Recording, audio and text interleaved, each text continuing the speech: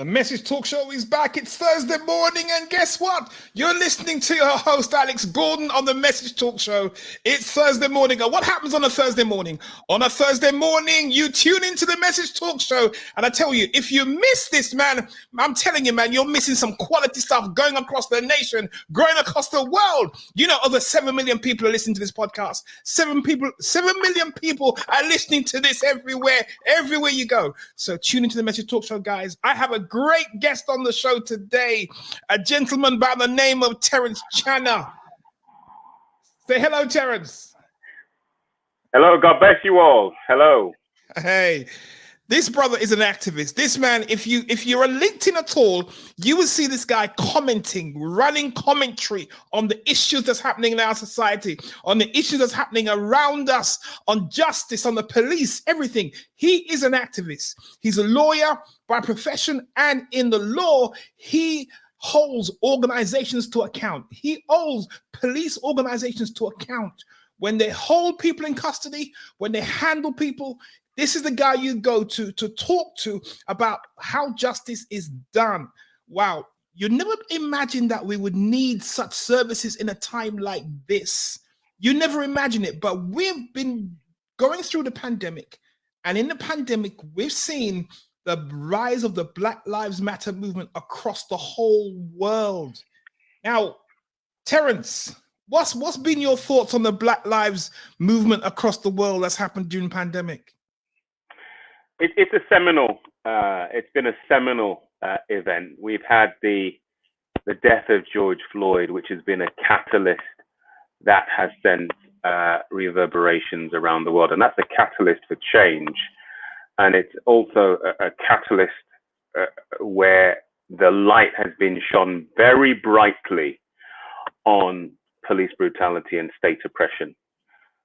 So what I saw, and it was incredible. I watched that video, and I only watched it once because I don't think it's the sort of video you can watch more than once. I personally only watched it once, and it took me about 2 weeks before I could summon up. It's like certain movies. You're like, well, Mississippi Burning, Roots. You have to plan to watch them. You can't simply casually turn it on and say, oh, it's Roots or it's Mississippi Burning. I'm going to watch it. The George Floyd video took me 2 weeks. I sat myself down and said, I am actually now ready. I'd heard the narrative. I'd heard the news. I'd heard what had happened. And I must say, Lord have mercy, I'm getting emotional.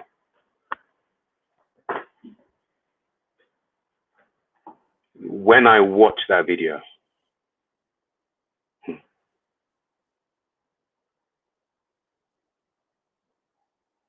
sorry.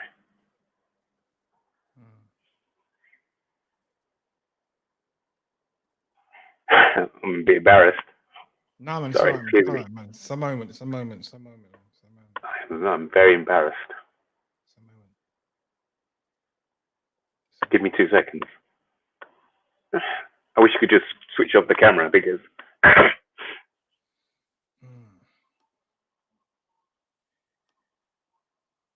ladies and gentlemen, we go through difficult times in our lives, and we see difficult moments. And when we go through difficult things, it has an impact on our life, and it has a lasting memory in our hearts. And, you know, during this pandemic, the amount of things have happened and that we've been able to see, we've been able to take notice. Why we've been able to take notice? Because we've been at home, we've been working from home, we've been not in the hustle and bustle of what we normally do, jumping on a train to get to work, to the cities where we work. And so we were able to digest this so much more than we've ever been able to digest. And because of that, the digesting of what's happened, we see the injustice across the whole world. We recognize the injustice happening to our people. And even the very corporations came out and started to apologize for the things that have happened in the past. So there's an element of consciousness now that's now aware more than ever. And especially happening to Black people, which has been happening for a very long time. And during that time, it's almost felt as the voices have not been heard. There's been demonstrations, there have been movements, there's been a lot of things happening, but it almost feels that no one was listening. But for one moment during the pandemic, across the whole world, this was it, across the whole world, people stood up and took notice. And it wasn't just that they took notice, they got up out of their homes and went on the street and demonstrated, arguing, showing their disgust about what's happening to people. Every person, every individual deserves the right to live. Every individual deserves the right to occupy the space on earth. And whether you're poor or whether you're rich, it doesn't make any difference. You deserve that right because you're an individual born into this world. But when you see injustices of people being beaten and brutalized, nothing warrants that. Nothing accepts that kind of behavior from one human being to the other. And that's why every time we refer to this, we have to talk about it. We have to keep the conversation going. We have to keep this in our minds because we must learn from this. The future must not be like what it was in the past. And therefore, the only way we don't make the same mistake again is to keep the conversation going, talk about it, reflect on it, make sure that the laws are changing, make sure that things are happening locally, make sure that the police are taking notice, make sure that we have conversations around the table. We're in the town hall, making sure we're in the town hall, helping the decisions to be made, making sure that we're voting people in that have concerns for the community, that have the community at heart, making sure that we're preparing people for a future to lead the nation, lead the country, lead corporations, lead people with compassion, people with heart, people with something to something that they think about every day, that human treatment is not like it was ever before. We've come through the social justice campaigns, and for some reason, they tend to go quiet after a while. They tend to get hushed up. And because of that, normal life just resumes. But on this occasion, normal life just did not resume as normal. Now we have the conversations keep going on, talking about it. And that's what the Terence Channer was talking about this morning, talking about today, when he felt that hurt in his heart.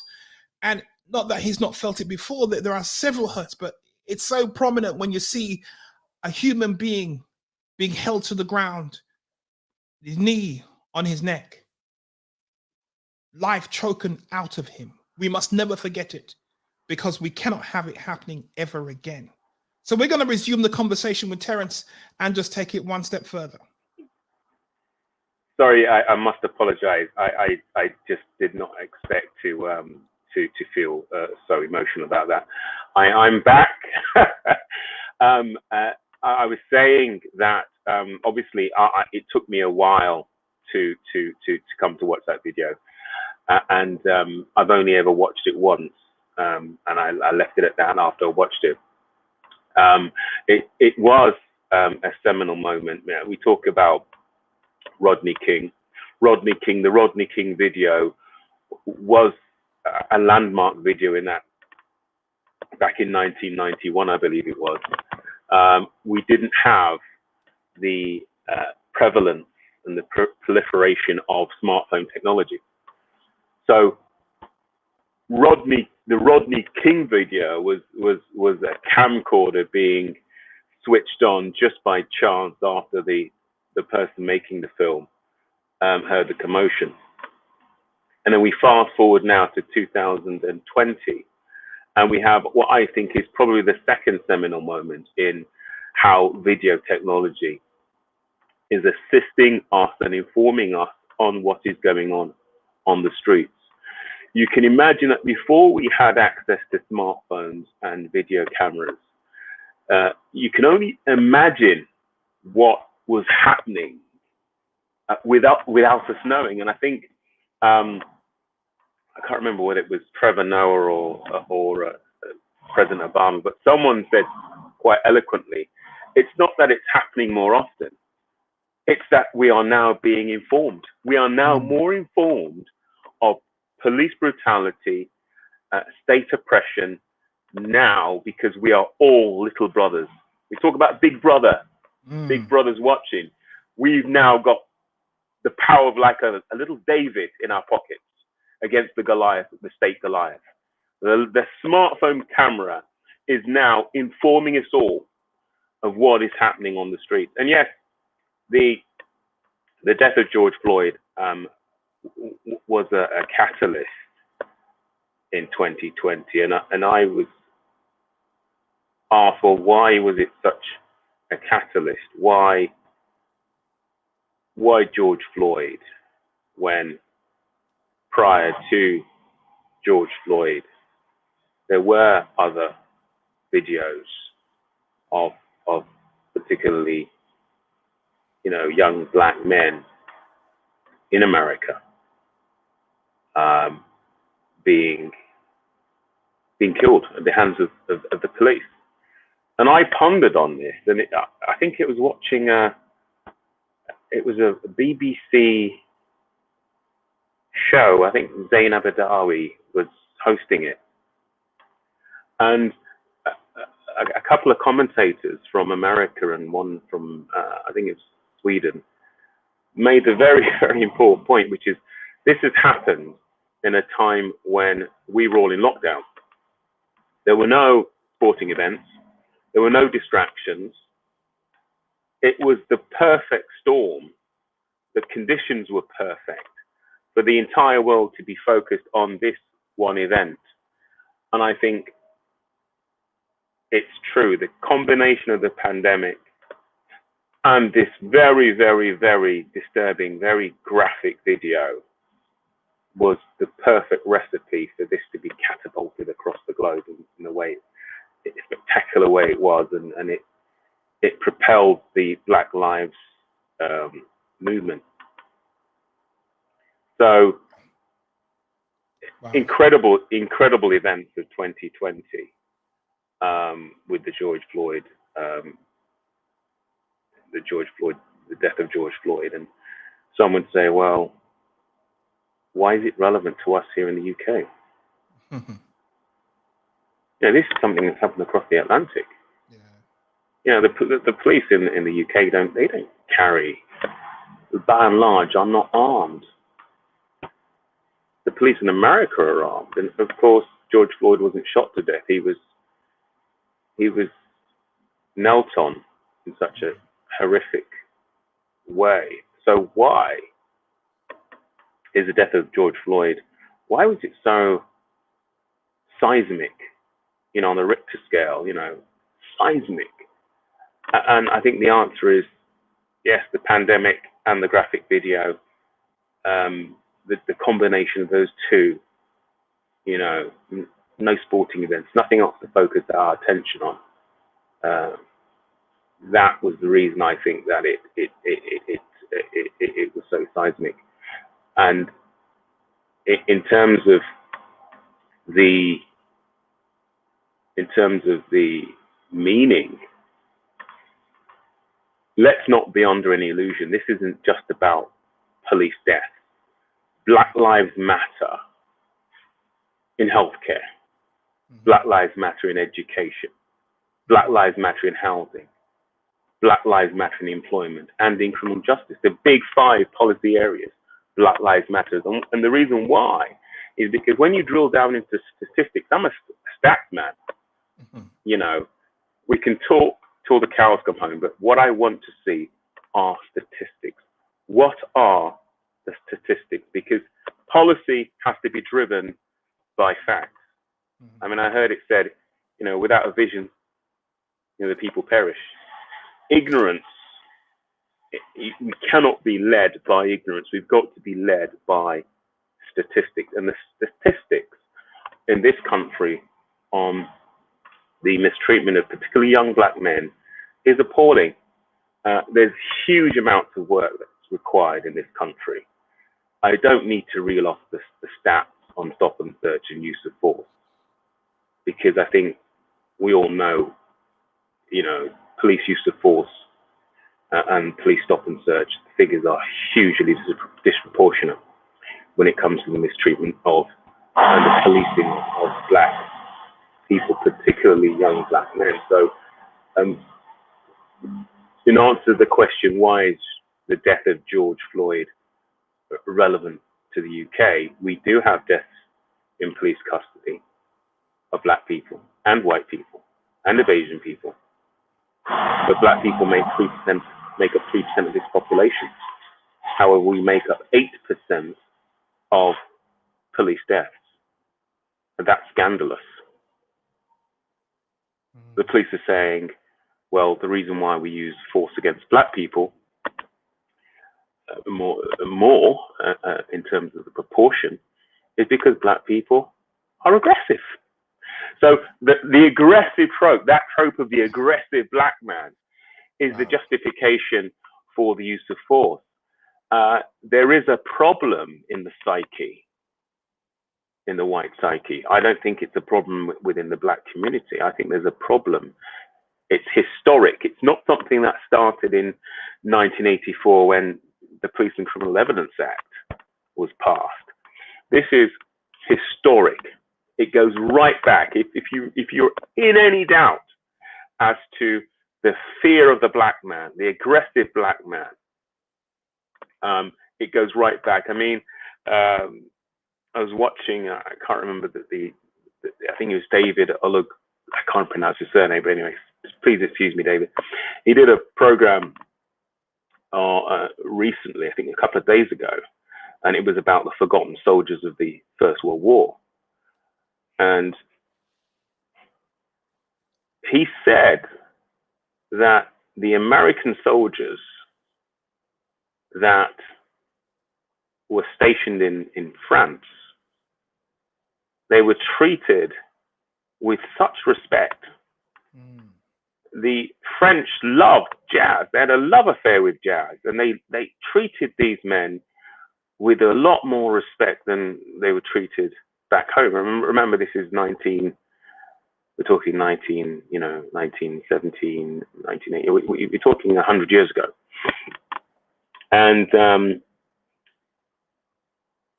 these black men were able to eat and drink in the same bars as white men and white women. They brought their culture, their sophisticated culture, and their jazz. And jazz was seen as an intellectual art form. Jazz is seen as an intellectual art form. And the Americans, the hierarchy,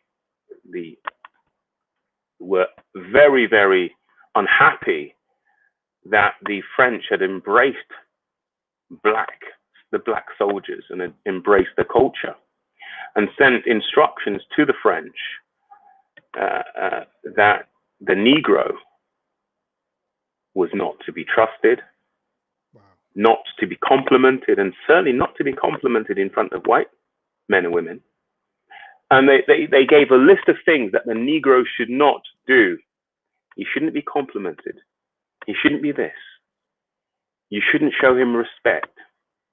You shouldn't do, you've got to let him know where his position is. Wow. And the French ignored it. And so when you look at, and that's American history. British history, all you have to do is go back, not that far, go back to Stephen Lawrence, and then before that, the Mangrove Nine, and before that, the Bristol boycott, and Paul Stevenson.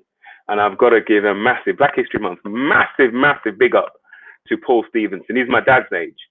And as a youth leader, a young youth leader, he led the Bristol boycott. And if anyone doesn't know what that is, and I think my generation, most of us will probably know, but for the younger generation, you know, the millennials who probably haven't read, do read up on Paul Stevenson. He's still alive, and I believe he's still in Bristol. If you get a chance to go and shake his hand, shake the man's hand. He's our Martin Luther King.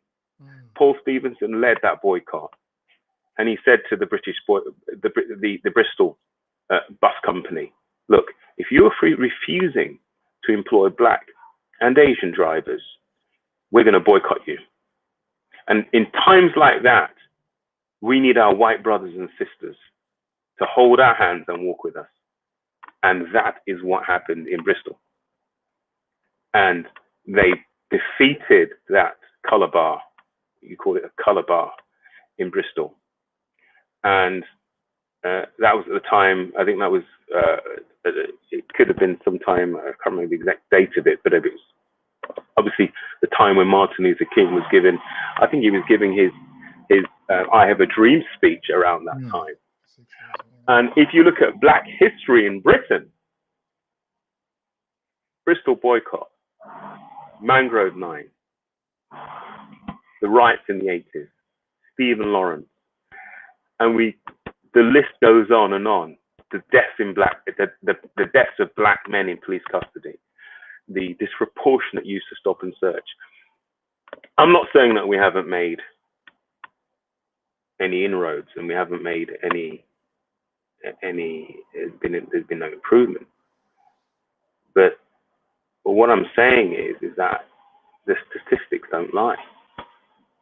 And right now, if you're a Black man walking the street or driving your car, you're 8 times more likely to be stopped by the police than if you're white. And that has, that's not down to criminality. Oh, Black people, you're just criminals. No. There's been a long-standing stereotypical trope of the Black man. Oversexed, criminal, lazy, aggressive. That's the narrative.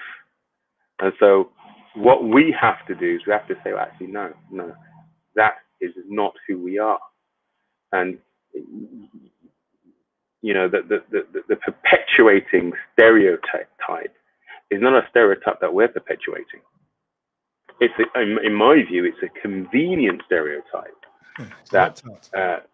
Sorry? It's an opt-out. But how do we change that narrative then? How do we help to push that narrative away from the minds of our white counterparts?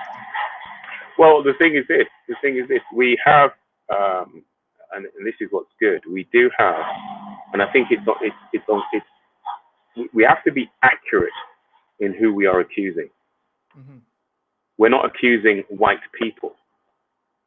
We're accusing certain white people. Yes. Let's get this straight. Yes. It's important to note that when Nelson Mandela and Martin Luther King and the likes of Paul Stevenson protested, they had white brothers and sisters with them. Alongside. And this isn't some Marxist thing where, okay, Black Lives Matter organization, Black Lives Matter movement, which clearly there's a distinction. This is an anti-racist thing. It's not a Marxist. I'm not a Marxist. I'm very much a centrist when it comes to my political views. I don't like to be labeled left or right. You require right-minded people of all ethnicities to join with us in the fight against the evils of racism. So certain white people wish to perpetuate the stereotype of the thick, Black, lazy, aggressive man, the aggressive Black woman. These are stereotypes. You look at the vile abuse the likes of Diane Abbott receives, and they say, oh, it's not because she's Black. Oh, it's just because she's useless. I'm like, listen. She's an Oxford educated. She's an Oxford graduate. She's highly intelligent. But unfortunately, a lot of people can't see past the fact that she's a Black woman. Mm. And that's the obstacle. And I am every bit of my fiber, I believe, that had the likes of Diane Abbott and Dawn Butler, had these MPs been white, we wouldn't see half the racist vitriol that they've been subjected to on social media. Wow. It's disgusting. Wow. It's disgusting. Having to consider closing down your constituency office because of racist threats. Look what happened. Look what happens to white people that stand up for black people. But Look what happened to white. Do you know Well, that one Dawn second. Butler? Do you know that Dawn Butler during the pandemic was stopped? No, I saw that, and I Yeah. commented on that. I commented on that stop. But look what happens, and this comes back to what you said earlier about lawyers. And I posted recently about MPs, journalists, and lawyers when the government attacks certain people. Look what happens to white people who stick up for the marginalized. I give you one name, Joe Cox. Joe Cox. That's the name I give you. When this country starts moving to the right, and the rhetoric is unacceptable right-wing rhetoric, what you get is you get incidents, you get terrible events like the murder of Joe Cox.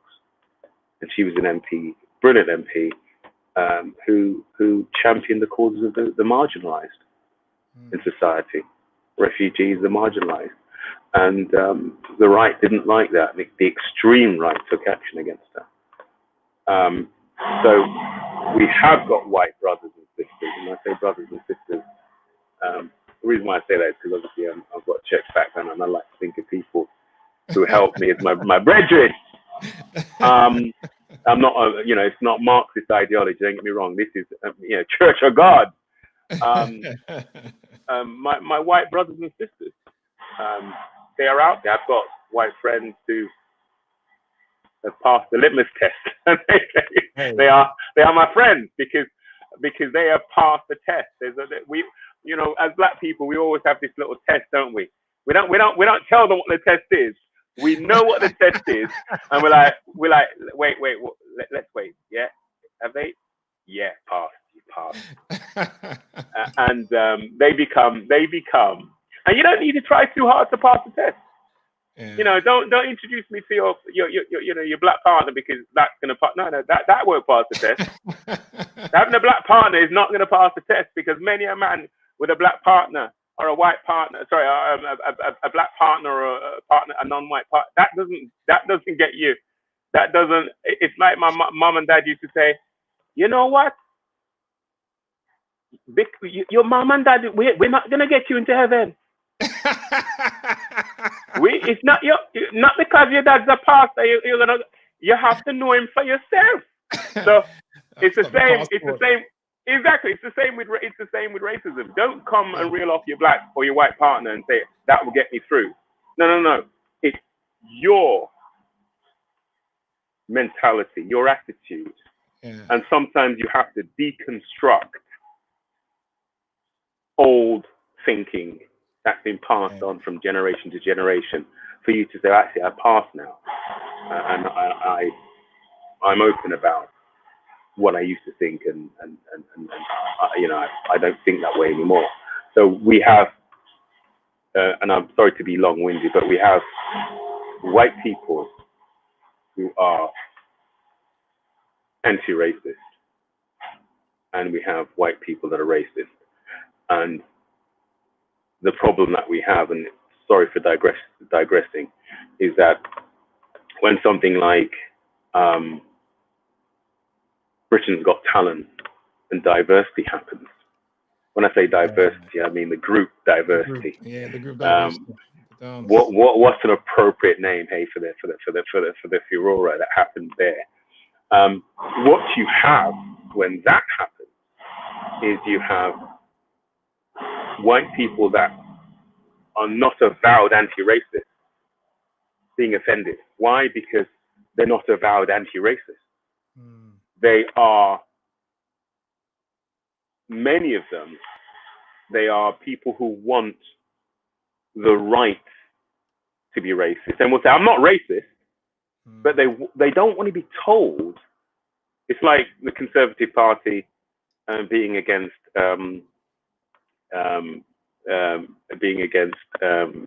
bias, unconscious bias training. They're vehemently against it. Why? Because they want the option. They don't want to be told what to do and they don't want to confront anything ugly. If I have something ugly that is potentially racist, that's down to me. I have. Sorry, did you hear that? I have. Oh, you didn't hear that. I have the right to. I have the right to be racist, and that is my right. I'm not racist, but if I want to be racist, I should have the right to be racist. Just like I should have the freedom of speech.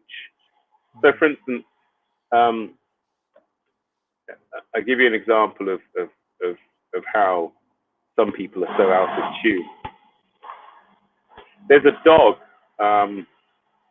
because I looked up the N word and I did a little bit of research on it. It wasn't even actually planned research. It was just out of curiosity. I was reading something about the N word and how the N word is so offensive, and it's the etymology, you know, how it came about as a word. And I read something really, really funny. And it's funny. It's funny. It's not funny, but it's funny, if you understand where I'm coming from.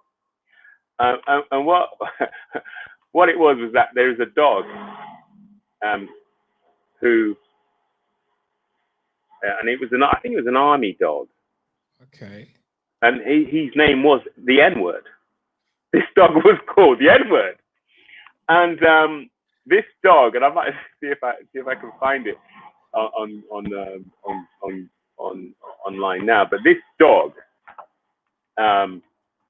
obviously had a very offensive name. But this dog, oh, here we go, I found it. This dog, and please do excuse me for using the word. I'm going to use the word. So please do excuse me when I read this.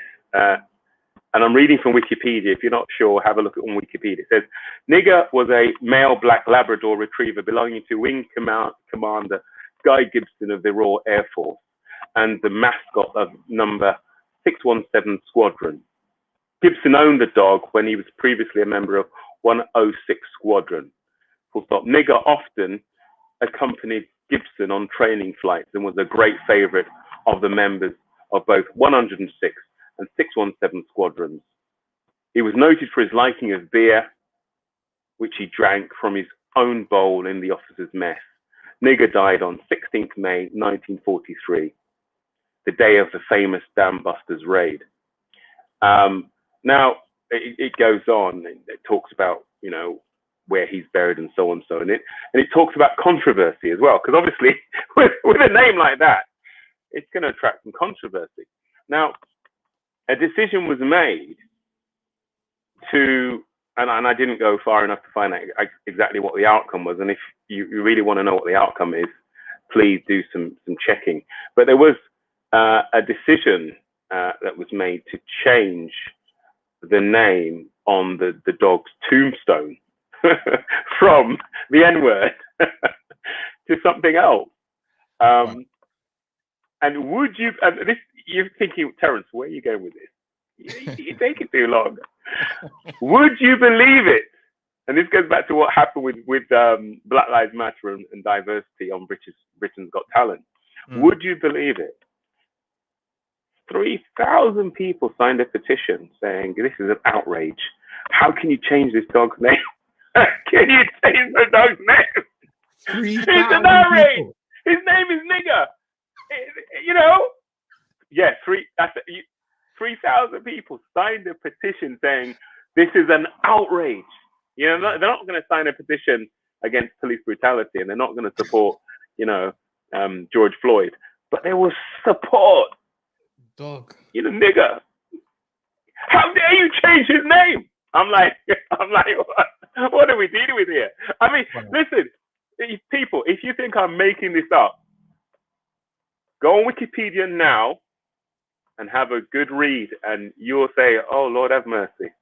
Wow. They care more about a dog called Nigger, these people, than they care about black people. Wow. So we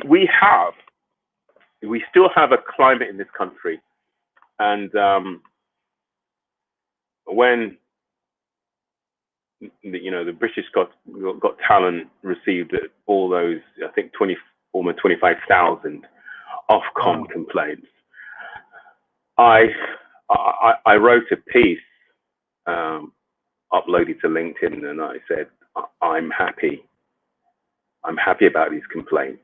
Of course, it was a provocative title.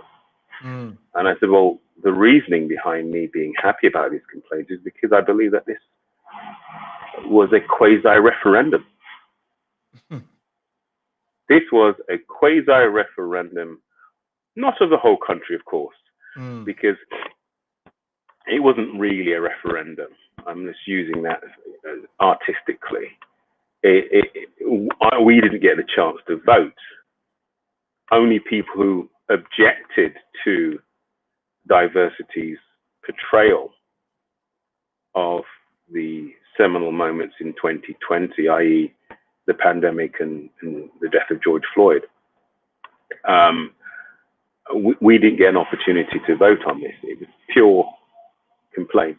If you go into a restaurant or you go to a hotel and you're satisfied, 9 times out of 10, you don't express how satisfied you were. You just say thank you and you walk away. But when you're vexed, you go on Google and you vent your anger, and you complete that questionnaire giving 0 or 1 out of 10 because you're vexed. You had a terrible experience. And so, in fairness, the Ofcom complaints, in my view, not a true reflection of the entire nation, clearly not. But the 25 record-breaking complaints were significant because it was a near record. It was, I think, almost a 10-year record. And it's a barometer for the mood in the nation right now. Brexit, post-Brexit, this Conservative government, a prime minister that has clearly made racist remarks in the past, referring to pickaninnies and letterboxes, Muslim women being letterboxes when they wear their attire. This is a prime minister that's not afraid to make controversial racist comments.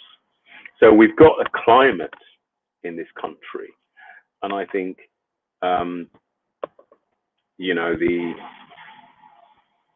the response, the complaints,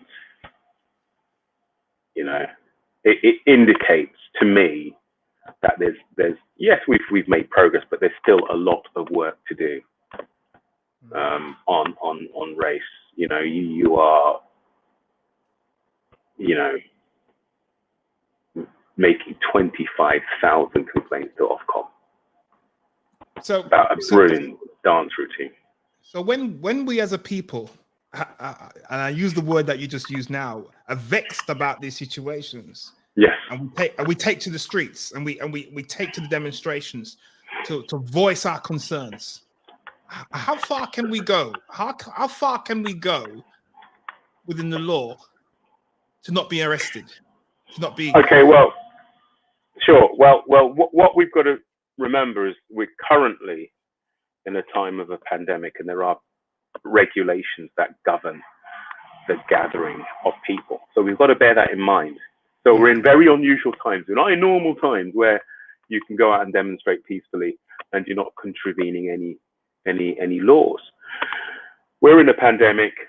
We've got, understandably, we have restrictions, and these restrictions I largely support. There are some controversies surrounding the restrictions, and there's also the executive is being criticised because there's not enough parliamentary oversight or scrutiny, and I think it was the Speaker of the House of Commons recently expressed his displeasure at how these rules were being rushed through without parliamentary scrutiny.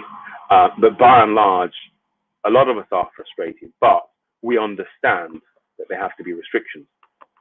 So putting that in mind, of course,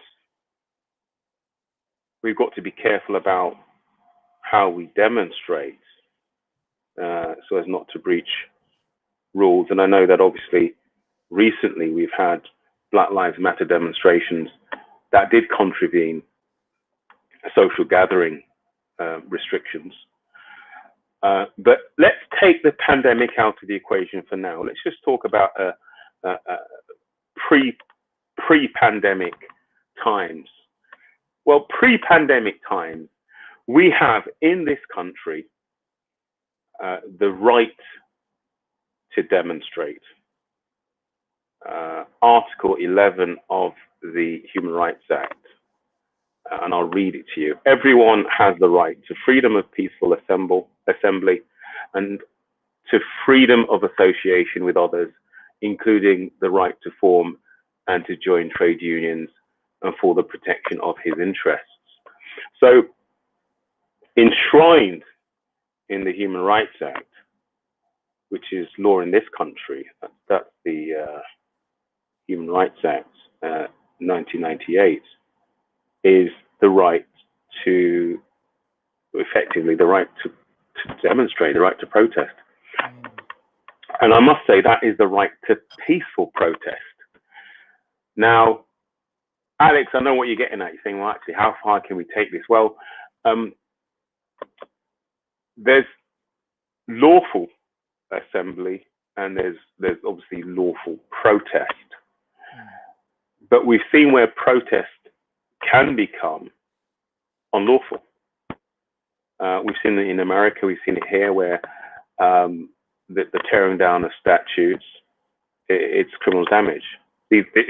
Plain and simple, if you tear down a statue, it's criminal damage. Now, and this is where it becomes... But that wasn't the first time there was a protest against that statue, you know, in Bristol. That wasn't the first time. There's been ongoing discussion about that statue. Yeah, I know. I'm talking about statues in general. I'm talking about all the statues. I'm talking about the defacing of statues, Winston Churchill statue, Colston in Bristol. You've asked me how far can we go within the law, and I you know, as a lawyer, obviously there are boundaries, and one clear boundary is don't contravene the criminal law, criminal code. If you damage public property, wanton damage, it's criminal damage. If you pull down a statue, it's criminal damage. If you deface the statue of Winston Churchill, it's criminal damage. You know, I'm not going to tell you otherwise. I've got to tell you what the law of this country is. So you've got criminal damage, and you've also got the criminal law in respect of assault. So actual bodily harm, grievous bodily harm, common assault. If you go out and you attack people in the name of your cause, and you're not, and that when I say attack, I mean we're talking about use of force that is not self-defense, then of course you've committed a criminal act. If you go into other people's property, then you're committing trespass, which is variously primarily a civil matter. But normally, if you go onto someone's property, you have to break in, so there's criminal damage in breaking in. So there are boundaries. Now, I'm not lost to history, and none of us are lost to history. And the ironic thing about history is that almost all change has come through conflict. Yeah. You have no French Republic without the French Revolution. You have no Haiti without the Haitian Revolution. Yeah. You have no democratic South Africa without the fight against apartheid. The fight against apartheid wasn't, it wasn't a peaceful protest. Many lives were lost in the fight. And you have the likes of Margaret Thatcher labeling Nelson Mandela a terrorist. Why? Because he was someone who was not against armed conflict to liberate his country. He's now the hero of the country. He's Yeah, he's a founding father of post-apartheid South Africa. And when I went to South Africa in January, let me tell you, when I went to Robben Island, Wow. my Lord, you're going to get me teary. I'm going to tear up again. I'm not going to tear up again because I've embarrassed myself already. When I went to Robben Island in January, you know what? If at all you care about the empowerment of Black people and the marginalized people, go to Robben Island. Go there. Trust me. If you ever get a chance to go to South Africa, go on the trip to Robben Island. Wow. So back to what I was saying. Now, what was that experience like? What was that experience like when you went to Robben Island? It's an experience that I will never forget. Wow. To view the cell that held Nelson Mandela for what was it, 26 years? Yeah, 26 years. I think it's 26. To view the cell and to understand what not just Nelson Mandela, but the other liberators went through. I mean, you're getting your meals graded based on the color of your skin. Your meals were served, so 1, 2, or 3 levels. So if you're this, and level 3 is the lowest level.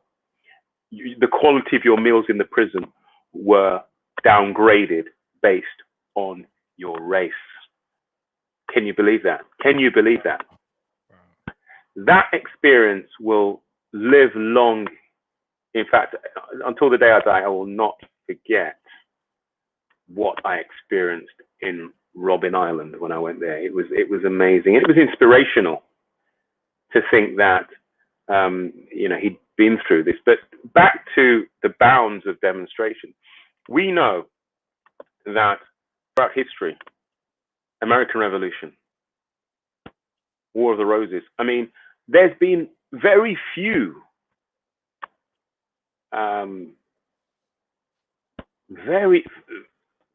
very few bloodless revolutions. And I'm not an advocate for criminal acts. I'm just stating a fact that throughout history, we've seen what's happened in Belarus.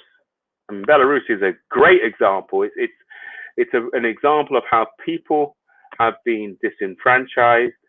They've attempted to hoodwink the people into believing that this election was free and fair. The people have said no. And what I really love about Belarus is that the women have led some of the protests in Belarus against the government. In Hong Kong, it's the same. It's very difficult to have change that is without any breach of the criminal law. It's virtually impossible. I mean, even I mean, look at the climate change protesters. They're left, right, and centre. They're breaking the criminal law. They're gluing themselves to trains. They are trespassing. I mean, their level of breach of the criminal law is fairly low key, but it's very disruptive. Yeah. It's very clever. It's very disruptive. And what we saw with Rosa Parks, we had the apartheid like Jim Crow laws in South Africa, in America, and we had Rosa Parks saying, "Excuse me, ma'am, can you please get to the back of the bus?" Sorry, my American accent is terrible. Ma'am, I'm talking to you. Can you please? I need to let me just white it up a bit. Ma'am, please, can you get to the back of the bus, please? You need to get to the back of the bus.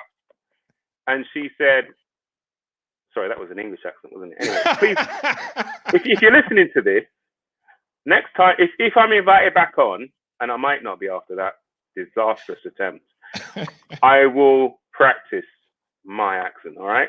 Anyway, let's get back to the story. She said, "No, sir, I'm not going." Or she might have even cut her eye after him like this, Jamaican style, and kissed her teeth. We're not going nowhere. And the rest is history.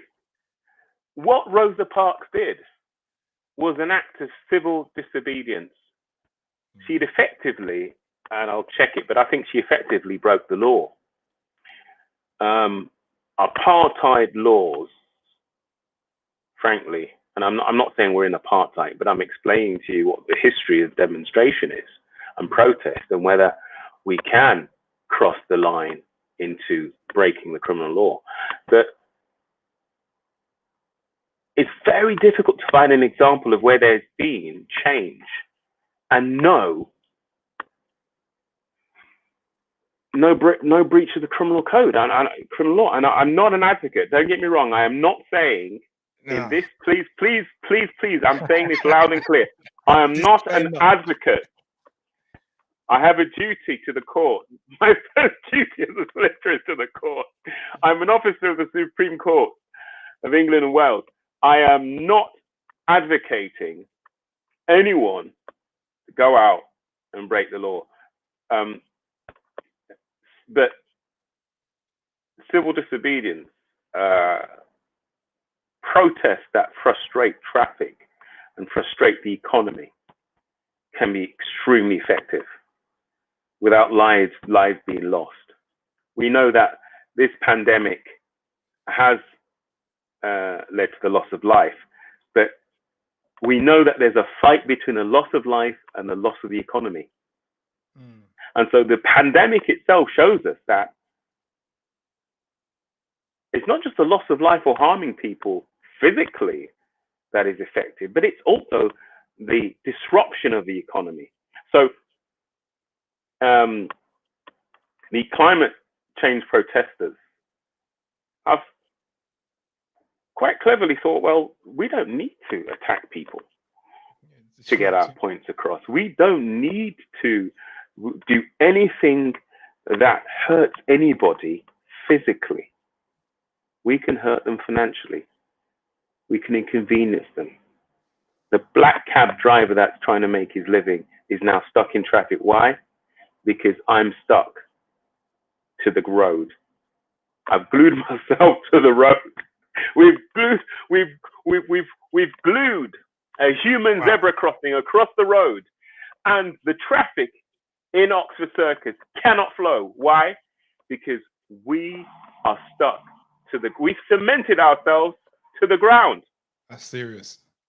That's a serious piece of demonstration. Now, is it a breach of the criminal code? Yes. Yes. You know, if you are causing an obstruction, it's effectively and I need to check the law, but it is a violation of the law. But it's harmless in terms of the physicality, in terms of they're not hurting anybody, no one's being killed. But the disruption, I mean, imagine you're stuck in traffic, you know, for like 4 or 5 hours, and you're Uber driver. I mean, imagine that. You know, already, you know, you're struggling already. Yeah, you're gonna take and then to be stuck in traffic. Why?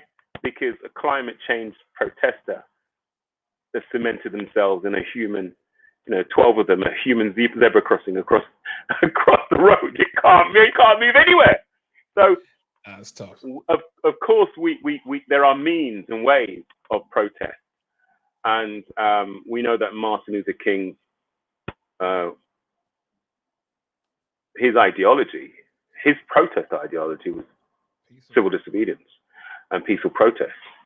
He didn't say we're not going to break any law, because it was the breaking of a Jim Crow law that was the catalyst when Rosa Parks said, "We're not going nowhere," in her American accent. I can't do the American accent, so I have to settle for the Jamaican.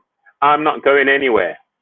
And so, yeah, the great thing about forward-thinking democratic countries is that all democratic countries have it either in their constitution or in their law somewhere, the right to protest.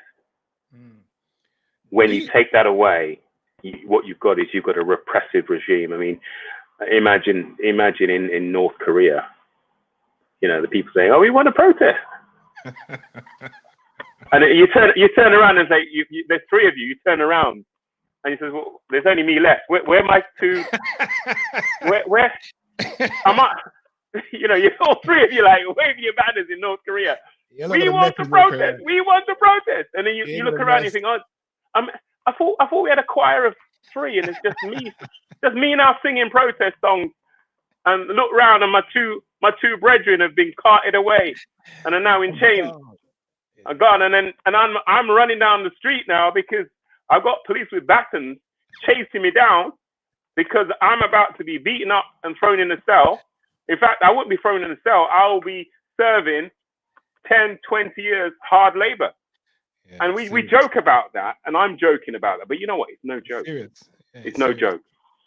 We have rights in this country, and those rights, the right to protest, these are rights that we hold dear to our hearts. I mean, the Bristol bus boycott could not happen without the right to protest. It could not have happened. And I know that we hadn't enshrined Article 11 into our laws at that stage, but there was that right. If the right was there to protest, and Paul Stevenson, you know, he was excellent in the way in which he galvanized black and white to come together and say, we're going to boycott the Bristol buses, and only are we going to boycott that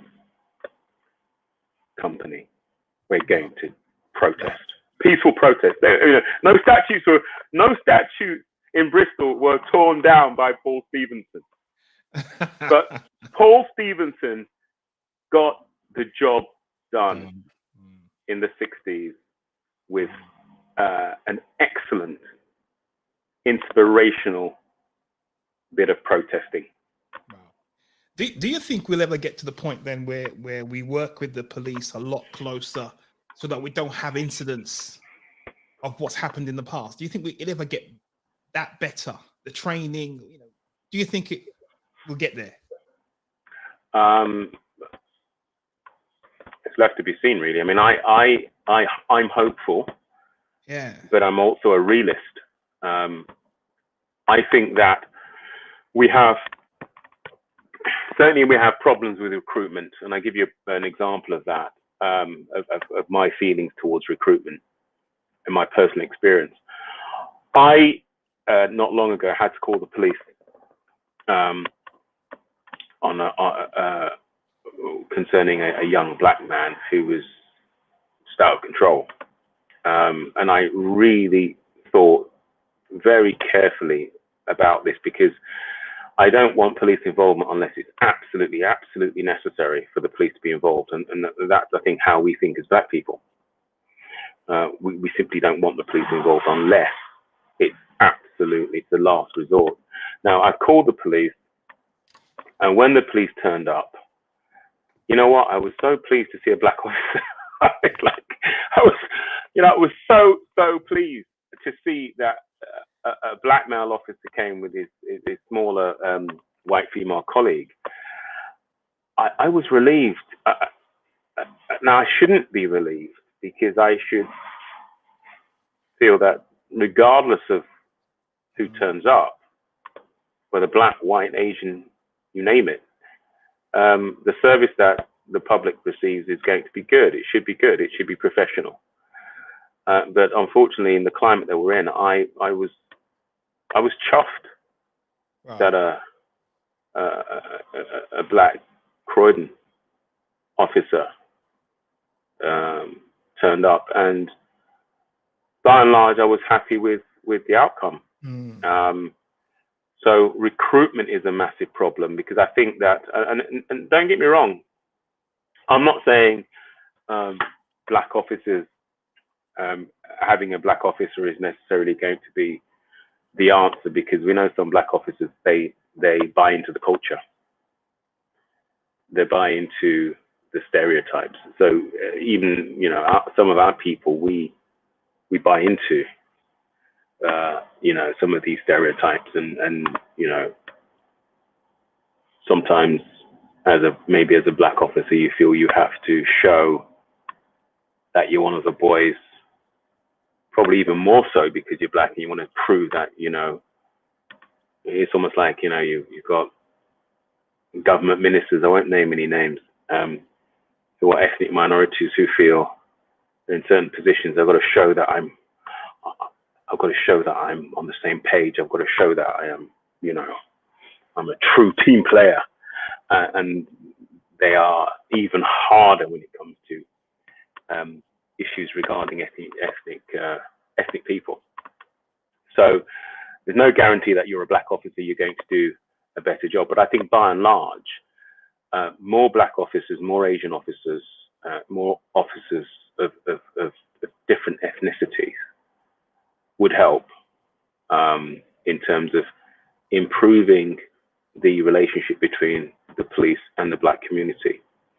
So certainly there's that, and I think based on what I've read, that's going to be extremely difficult, because with the current recruitment policy, you're looking at decades and decades before we can get to the levels that are required for us to say, you know, we're at that level where we're more representative and it's effective. So there's recruitment, but there's also a policy, because currently what we've got is a situation where, let's take stop and search. Stop and search is disproportionately against black young men.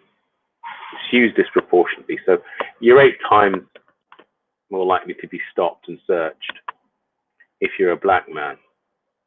And we know that certainly between the months of March and May of this year, the Metropolitan Police conducted 22,000 stop and searches of black men, young black men. And that's a massive number. And when you look at the statistics, of the 22,000 stop and searches of young black men between the months of March and May of this year, 80% of those searches resulted in no finding. So 8%. 80%. So, and just want to be clear, when I say 22,000 stop and searches, I'm not saying 22,000 black men, I'm saying 22,000 stop and searches. So some black men some of them stopped 2 or 3 times, multiple times. So we're not saying 22,000 black men, we're saying 22,000 stop and searches of black men. Wow. So we got an 80% fail rate and a 20% success rate. And I've been maintaining and really pushing the point home, as have many campaigners and lawyers and concerned members of the public, that stop and search is just a blunt tool that is it's being used to over police the black community. And until stop and search is used in a more intelligent way, you're not gonna see improvements. You won't see improvements in between the black community and the police. The police, by and large, have widespread support. Any politician, any president would be thrilled to have the figures the confidence figures that the police have. And you might say, well, Terence, what are you talking about? Well, if you look at statistics, and of course, they are compiled by the government. So I say that, the caveat that these aren't my statistics. These are statistics compiled by the government. If you do look at the government website, you will see that the stop and search figures that I tell you are reflected by the government's website, and also the satisfaction or confidence figures for the police are also on the website, and they show that the community with the greatest confidence in the police is the Indian community. 80% satisfaction, huge. Yeah. They're more satisfied than the white community, and our Home Secretary she's Indian, so I mean that kind of reflects. Priti Patel is Indian. I mean, you've got. I mean, she's Kenyan. I think her parents, I think, were from Africa. I think Kenya. I think could have been. So it's no surprise that we've got an Indian heritage Home Secretary who oversees law and order and the police, and we have 80, I think it's 82% or really high confidence in the police within the Indian community. Incredible. And then as you go down, you then see but this is also very interesting. The African community has a higher confidence rate, 70-something%. And then the lowest is the African Caribbean community. Mm-hmm. So we can't simply just say black people. We also have to look at, well, where within, it's not just black people. And it's not even when you drill down into the African Caribbean community, it differs in terms of the demographic by age.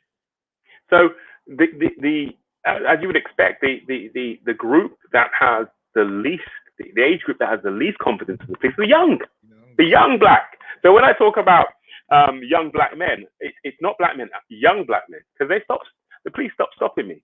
As soon as I lost my hair, and look, I thank God for the loss of my hair and the grayness in my beard, and a few wrinkles, and make a belly that make grow. The elder statesman. the gravitas I now have when I walk, and this is not a young man anymore. I mean, we all want to be young men, but I mean, I suppose that the plus side is that once you then, Alex, you got that grey beard, the police, they're not interested in you, Alex. Alex, man, you just don't cut it on the profile, the police profile. You just don't meet it, mate.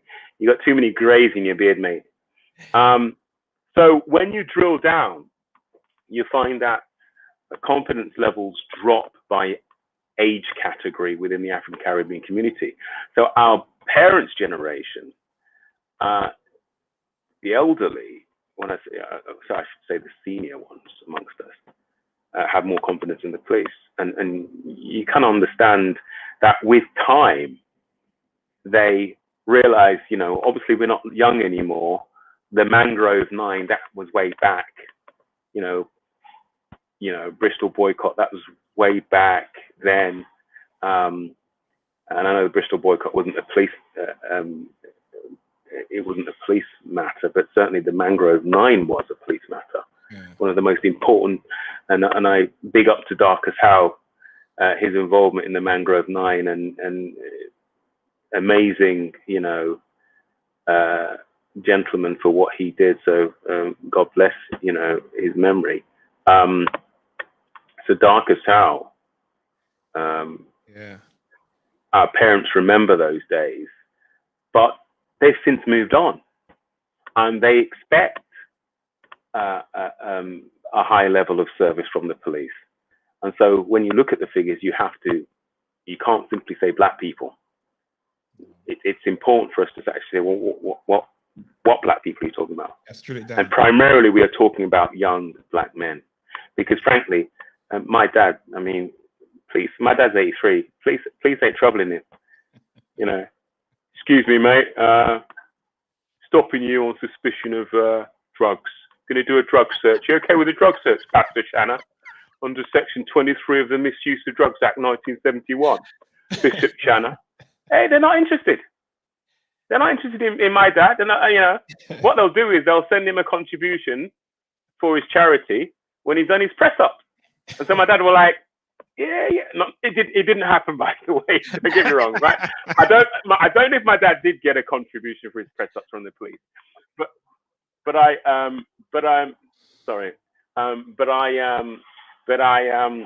it wouldn't surprise me if members of his community and the police community sent my dad a contribution. And so our parents are not thinking, you know, the police are that bad. They probably sympathize, but their personal experience with the police now is largely favorable, I think, which is why you get the surprising statistic that within the black community, confidence in the police is around 70% or the high 60s. And I say the black community, I mean the African Caribbean community. Yeah. So the problem that our community has is largely with it's the fear of the young black man. That's what it is. And that's so true, because every time my sons leave the house, I used to always keep saying, drilling them, you know, stay out of trouble. If you see anything, go avoid trouble, avoid this, avoid that. And they said to me, Dad, we don't do that. We don't. I said, yeah, but you never know. You never know. You never know what's happening around you. You never know what circumstances are developing. Always be aware of what's around you, the situation that you're in. Well, you see, that's it. Well, you see, that's it. I mean, how old are your sons? 19 and 20, 28, 29. You see, that's it. That's the age category. Now, imagine if your 19-year-old son said, Dad, there's something I need to tell you. Can you please sit down?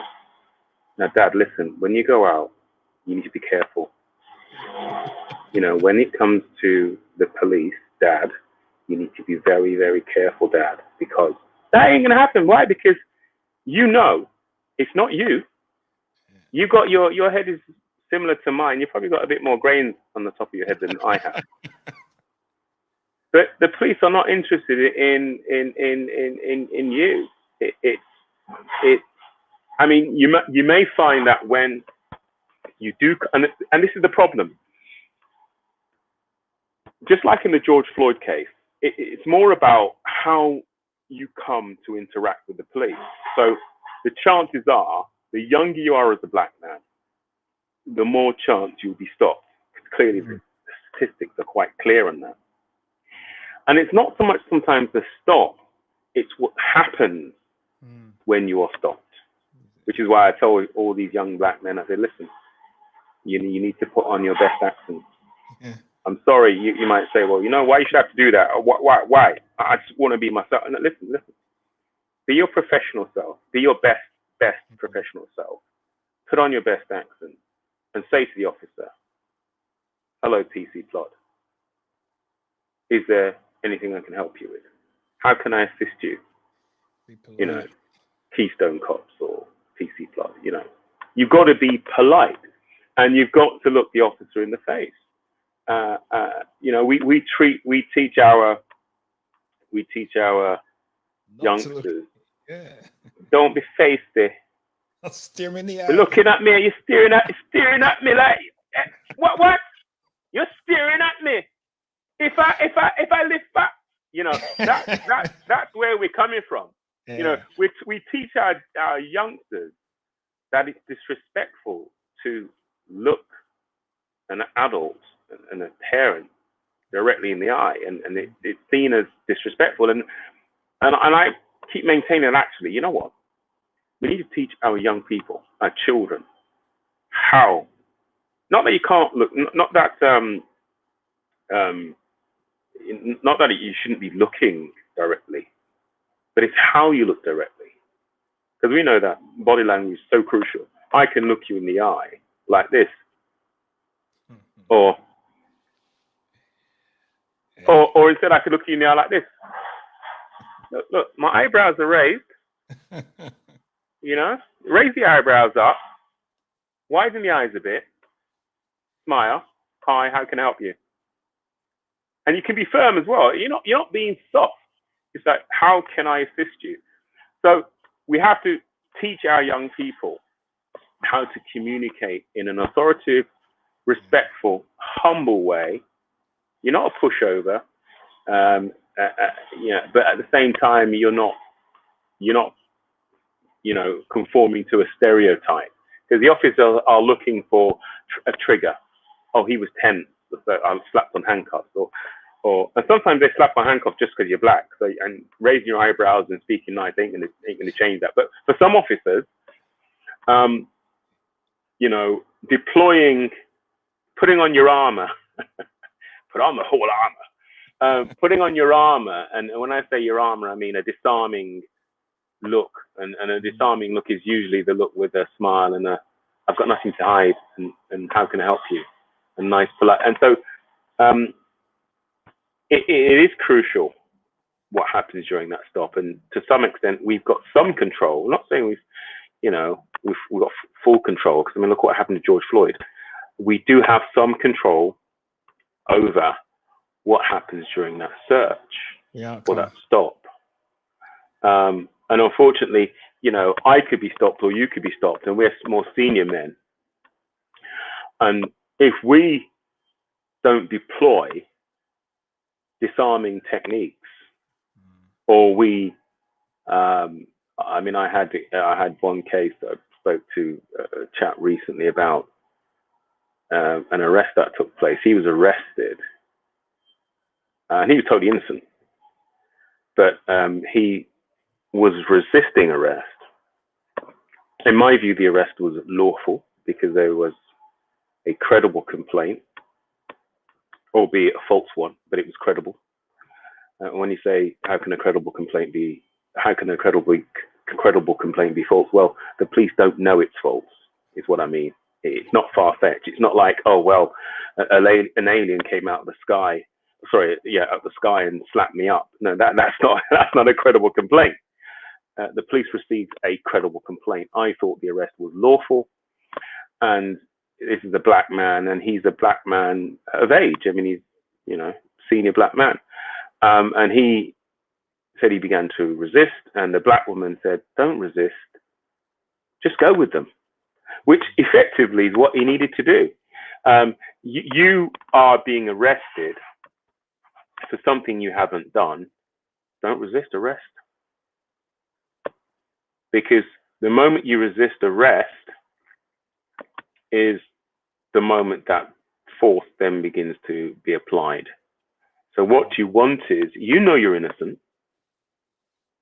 As a young black man, or even a black man that's older, senior, because we know that the police, well, for reasons I think I've already spoken about, will disproportionately use force against black men, and that's black men of all ages, not just young black men. So once the likes of you and me, once we're arrested, hopefully that will never happen. If we are unwise, and I'm not criticizing any black person, I'm simply saying that as an individual, if the police want to arrest me for something that I know that I'm innocent of, then I'm going to simply say, well, actually, yes, if this arrest turns out to be unlawful, I'll take legal action. If it turns out to be lawful because someone's made a false allegation of me, then I just have to take it on the chin, or I can take legal action against the person that's made the false accusation. But the important thing that we need to do is ensure that we remain calm. No need to resist if you're being arrested, or even if you're approached by an officer.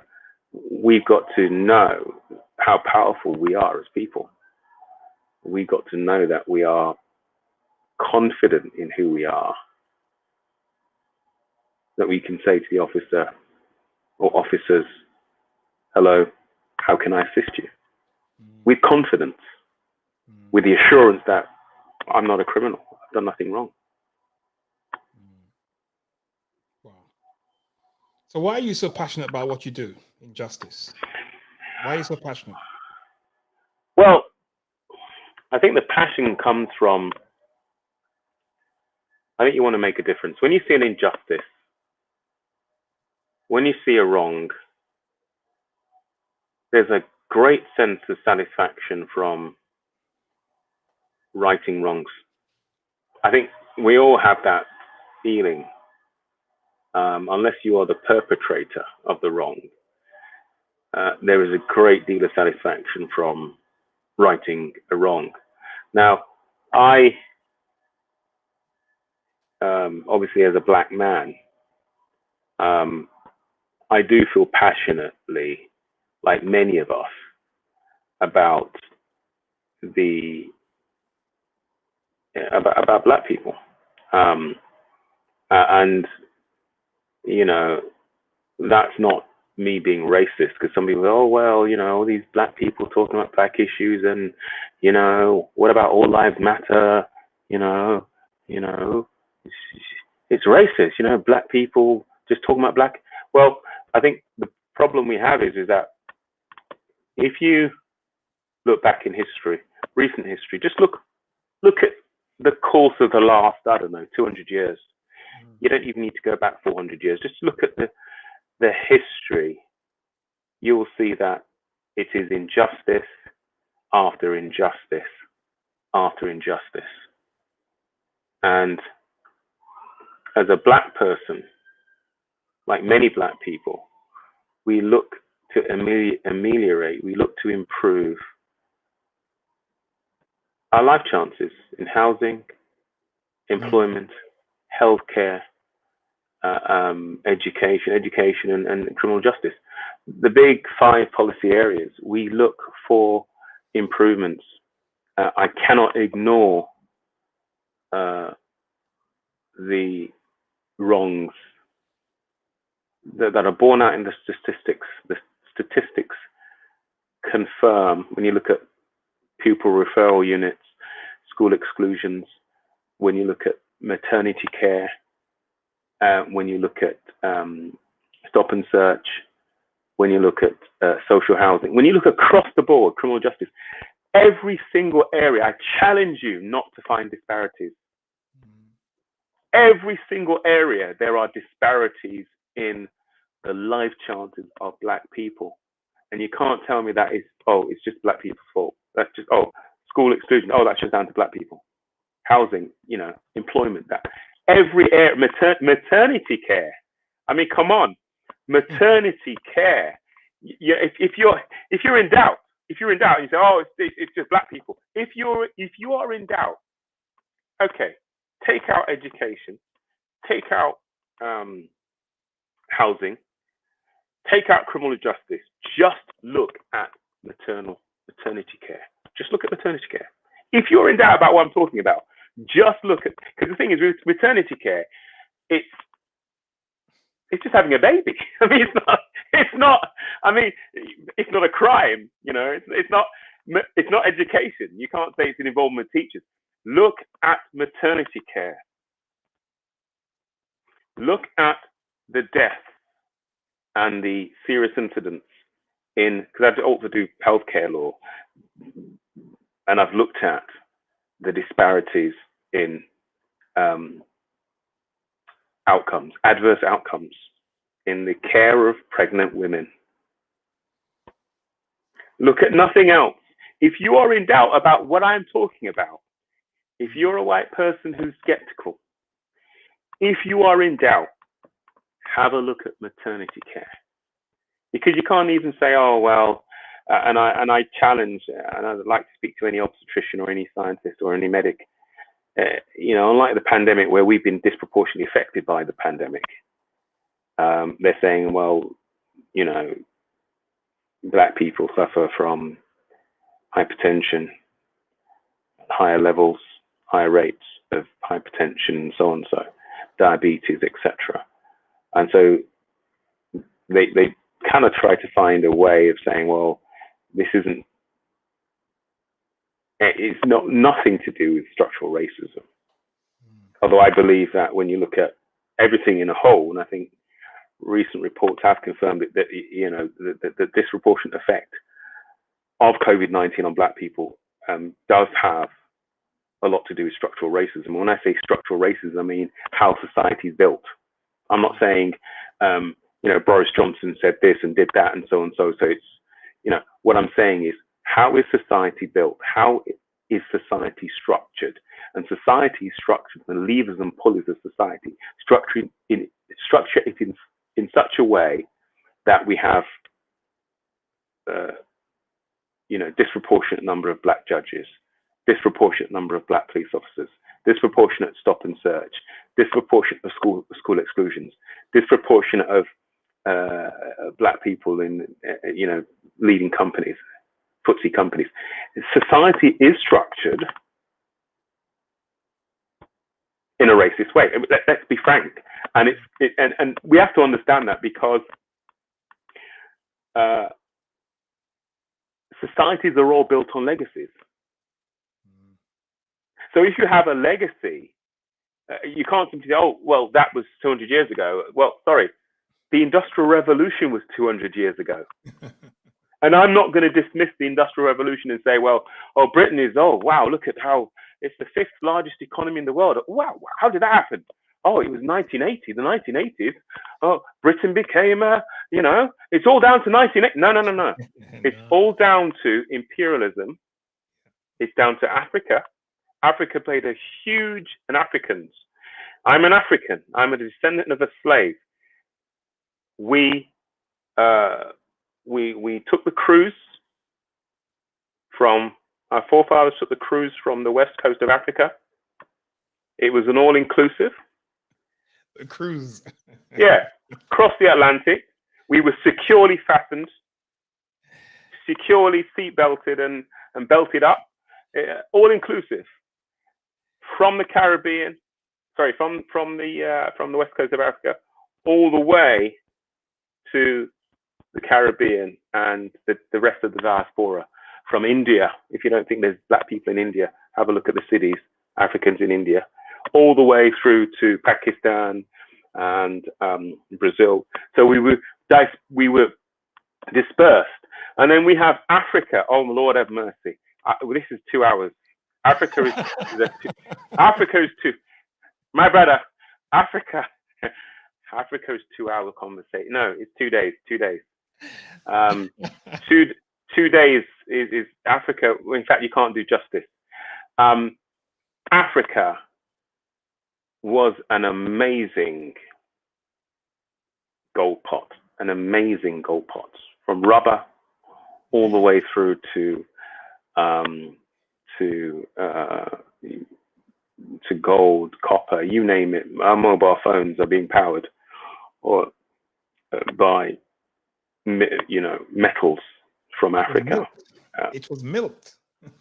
So the Industrial Revolution requires raw materials, resources. Requires resources, and you cannot say that the UK is the 5th or the 6th. I can't remember where it is. I think Brazil's dropped down now, hasn't it? The 5th largest economy in the world, and not look back at its legacy. You cannot look at the enrichment of the UK without looking back at its legacy. And the same applies to the treatment of Black people and the legacy that we have inherited. You cannot look at 2020 without going back. There's absolutely, you go to your GP and you say you've got a pain, and the first thing the GP wants to know is the history. What is the history? I need to take a careful history from the patient, find out the cause of this, because you've got a back pain. What were you doing? Me buy a trampoline for the kids. Them I was using it, and I was jumping on it, and I jump off of me land on my back. Oh, okay. So There's got to be a history. And we cannot say, okay, let's look at the Great British Empire, but let's not look at the great scandal that was, and the horrors of slavery and the legacy of slavery. You know, one good example of that is the policy of, and this is a good example, I think, and it's not the UK, but it's America. We talk about the big five: housing, employment, education, healthcare, and criminal justice. And you apply that to any economy in any country across the world in terms of politics. And look at America, look at housing in America, and look at the policy of redlining in America. Redlining was a policy of segregation based on the ability to obtain mortgage loans for houses, and various government policies which ensured that if you were black, you could only live in certain parts of the city. So, you know, if you're not sure, many of you will know about redlining. Look at the policy of redlining. And the policy of redlining has a profound effect on healthcare, schooling, criminal justice, because if you are ghettoized, you get ghetto schooling, you get ghetto healthcare, and you get ghetto criminal justice.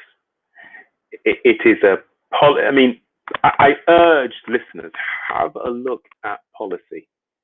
This is more effective than police brutality. If you can get black people to live on the west side and white people to live on the east side, and then when you have the likes of, and that's why I massive tribute to Thurgood Marshall. And if you don't know who Thurgood Marshall is, he is the first black justice, and I believe he's the first, of the American Supreme Court. And there's only one American case that I can confidently speak about, and that's Brown v. Board of Education. If you have redlining and you have Jim Crow and you have segregation in schools, you have a structural system. It's not even hidden. It's blatant racism, economic, housing, employment, racism on all levels. You have ghetto schools, school segregation. Then you have the likes of Thurgood Marshall saying, I'm going to strike this piece of legislation down. In Brown v. Board, please have a look at it. Brown v. Board of Education, the Supreme Court. And I think, in fact, I think Thurgood Marshall was a lawyer in that case, not a justice. He was a lawyer in that case. Said, no, separate does not mean equal. You're separating for a reason. You're segregating people for a reason. You're segregating because you're saying they're not equal.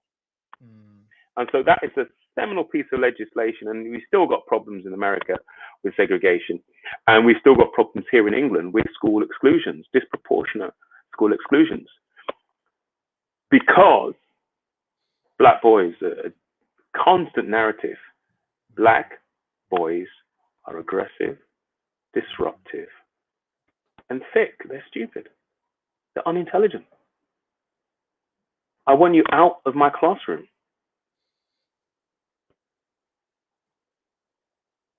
That stereotype is not something that started in 2000 or 1990 or 1980 or 1970 or 1960. It's a historic stereotype of black people from Bristol, where they said, look, if we allow black drivers to drive our buses, white people will not ride on them. Absolute nonsense. Absolute rubbish. Rubbish. Time and time again, we've been told, if we have black managers in the Premiership, they're not going to get respect. The players aren't going to listen to them. Rubbish. When Sterling becomes a manager and leads Manchester City to the Premiership titles, although I'm a gunner, I shouldn't be saying that. Maybe you need to. Hey, Raheem, no, manage Arsenal. When Raheem, I requote that. When Raheem Sterling becomes a Premiership manager, he becomes an assistant at Arsenal, then he becomes head coach, and he leads Arsenal back to glory. Back to glory! Come on now. We'll see. And I love what Raheem Sterling and Marcus Rashford are doing. I applaud you, young men. Yeah. Keep up the good work. 100%. Good, very good. Keep it up. Good. You know, I think they're doing an amazing job. But we've got to continue to break stereotypes. You know, black people, we don't play golf. No, black people, huh? Speak for yourself, but hey. Exactly, I don't play, but I mean, we know Tiger. We know Tiger does. Tiger's doing it for me. Thanks, Tiger. Tiger's doing it for me. Black people we don't play golf. Black people we don't race in Formula One. We don't do that thing. And hey, Lewis Hamilton's breaking that one. Lewis, well done, my brother. And I know that in fact, Lewis, you've taken me by surprise, man, because you have used your platform, Lewis Hamilton. You've been cussed, you've been vilified, hey. And the word of God says, "Bless them that revile you, that curse you." I'm not saying you have to bless them. I mean, that's just sort of saying what the Bible says right now. but you can tell you're the son of a preacher, man, aren't you? Yeah, I am. And my sister's a preacher as well. So, Lewis, thank you very much for what you're doing. These young men are smashing stereotypes. Yes. And, what all we need is the opportunity to prove ourselves. That's it. I mean, I remember when I went on an interview, I was looking for a training contract back in the day, way back. And I went to a firm. I'll name the firm. I think it was so long ago. I don't. If I get in trouble, then sue me. You know what I mean? It was called McFarland's, and it was the 90s. I'll say it. I mean, because otherwise, they've got to prove that I'm lying, and they won't be able to prove that. And I wouldn't lie anyway. Certainly wouldn't lie. So I had an interview, and I'm going to give my age away now. It was the 90s, the early 90s, when I had this interview for a training contract. And either I was bold or stupid. You decide. And I asked the question at the end of the interview. I asked the question that you just don't ask in the 90s, and you certainly wouldn't ask this in the 80s. I said, this was before DI, diversity and inclusion. Where you have your own dedicated diversity and inclusion department. So you can make sure your stats look healthy. Because now companies are saying, well, part of the tick box is, well, what's your DI policy? The companies, particularly global companies, want to know, well, what are you doing? So before DI, I asked the question. I said, what is your policy on ethnic minority recruitment? Brave question, eh? Or stupid? Anyway, I asked the question, and the interviewer said to me, and I'm not. This is straight up. This is not any kind of embellishment now. This is exactly what happened. He looked at me and he said, and this is it, this is verbatim, exactly what he said to me. He said to me, unless and until ethnic minorities can become more civilized in the workplace, there will be problems with recruitment. I never got a training contract at McFarland's. I'd like to think that I didn't get a training contract because I just wasn't good enough. Yeah, I'm happy with that.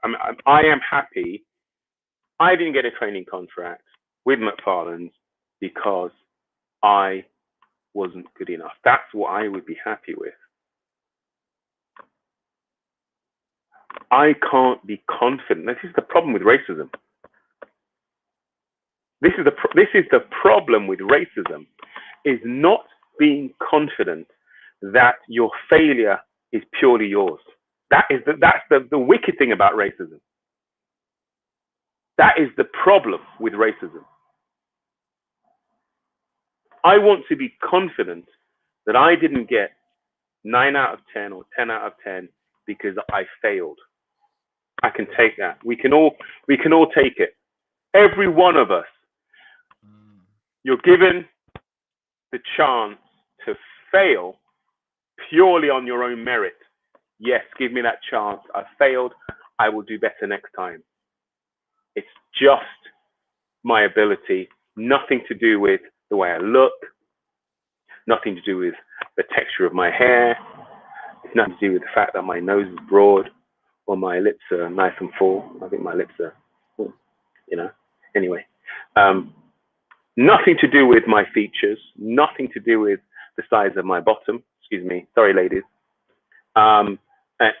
Everything to do with, sorry, I should say gentlemen as well, because I've seen some. Let's not go there. Let's not go there. Purely on the basis of my ability. And Martin Luther King said,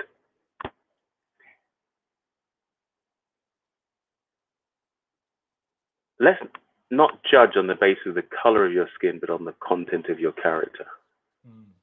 And that, to me, sums it all up. I don't know.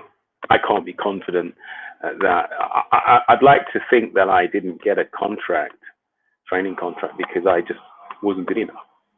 But I was good enough to get to the interview. Wow. So, hey, I don't know.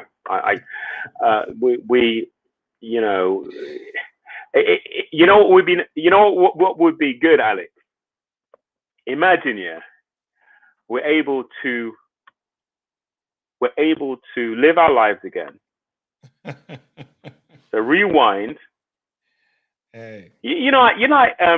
Back in the day when we used to have stereos, we used to have equalizer in it, like equalizer, put up the bass and put up the.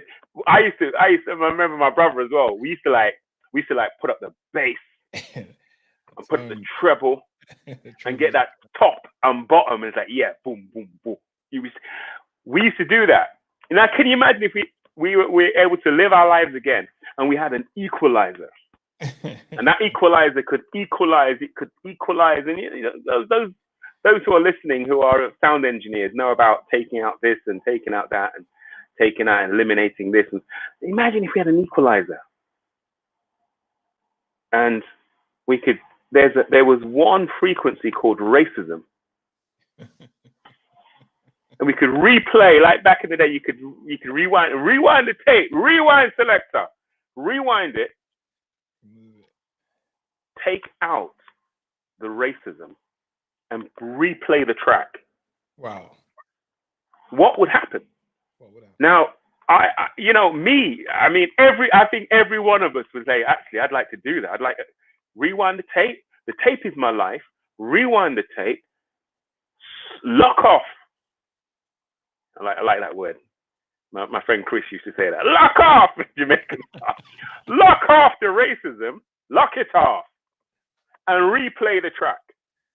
Let's see what happens. What direction would our lives, and we can't do that, but it's just, It's fantasy, isn't it? It's one of those things you're like, wow.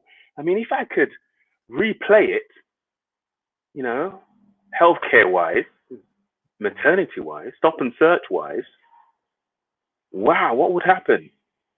Pupil referral units. Wow, COVID-19. So what, we've taken off the racism. We've locked off the racism on the equalizer unit. Yes. We can do that. Yes. Replay the track. Yes. The track's my life. Yes. Rewind selector. Hey, you're preaching a sermon now, my brother. Hey, amen to that. Literally, you know what? Literally just thought, that just came into my head just now. That thought. And it, to me, it's like I'm lashed by my own revelation. I'm like, wow, are you that, Terence? I'm thinking to myself, lock off the racism on the equalizer. I would love, trust me, I would be fascinated to live my life again with that racism frequency switched off. You know, I've had people say to me, I was on holiday and I had a man say to me, Jewish guy, white Jewish guy, said to me, you know, sometimes you go on holiday and people like to befriend you. They realize you're he's a nice black guy. You know, he's smart. He's so intelligent. I think we can speak to him. I think we can get through to him. And maybe he can get through to the other black people who won't listen to us. So let's have a go. And he said to me, this guy said to me,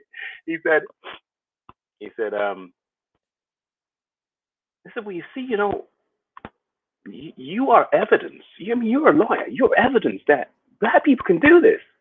So there's no excuse, is there? I took one look at this guy and I thought to myself, Lord have mercy. and my response was not in line with what he was expecting. You know, he was expecting, you know, a black conservative Trump supporter type response, which is, you know. And I simply just gave him a bit of a history lesson. And after that,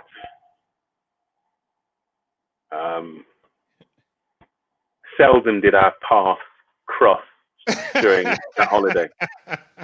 You know, I was expected to be that black, you know. Yeah, I'm Django. You know, yeah. And if you watch Django Unchained, I'm Django, man. I'm no Stephen. I'm Django. You know, Stephen. I mean, we know Stephen and Samuel Jackson was Stephen. Yeah. You watch Django Unchained? Did you watch it? I think I've seen some of it, but well. Samuel L. Jackson was the house Negro.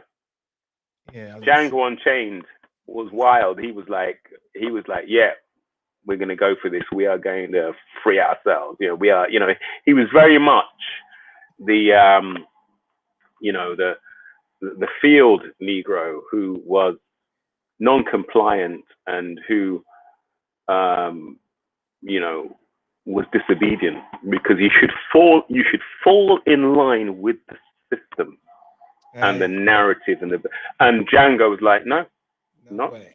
Where Samuel L. Jackson, he was plotting with his master against to crush every inkling of dissent. So now, you know, this tourist holidayer, he thought he made a mistake thinking, you know, okay, I might walk in a certain way. I'm no Stephen. I'm Django. I'm Django. So, wow. Yeah, brother. So, hey man, wow, this is amazing talking to you, Terence. This is amazing. You got so much to say. You have so much that you've done. What's next for you, Terence, man? Because I see politics, man. You shouldn't just be a lawyer now, man. You should now step into the political arena. It's funny. Take me further. Yeah, I've been asked. I've been asked. Well, you know, politics, and you know what? I still have what's the word? There's a saying, and I skipped my mind. Imposter syndrome, I think that is. I've got, you know what? I've got imposter syndrome. I mean, I still can't believe sometimes I'm a lawyer. I'm like, oh, how did you make it? You know what I mean? How did you manage to get there? You know, should you be here? You know, you get. I mean, I remember Michelle Obama saying that she feels it sometimes, and I feel it every now and again. I get that feeling, and I just put it aside as nonsense. But you do have that feeling. And I've been asked, you know, about politics. And the moment that I'm asked about politics, I get some sort of an imposter. What are you talking about? There's no way. I know politicians come in all shapes and sizes, and being a politician doesn't necessarily mean that you're Einstein. Although it's good to be briefed carefully. It's good to know what you're talking about, and the smarter you are, the better it is. But I just always got this feeling that, you know, it's beyond me, and I know it's not, because, you know, I've seen the quality. I've seen the quality out there, and the quality varies vastly from, you know, your MP to your cabinet minister to the prime minister, and the quality in terms of intellectual quality is vast in politics, and so should it, and so be it. And I think it's correct that it should be. You know, I mean, just as an MP, you simply got to be competent, and that's all. It's a minimum requirement of competency.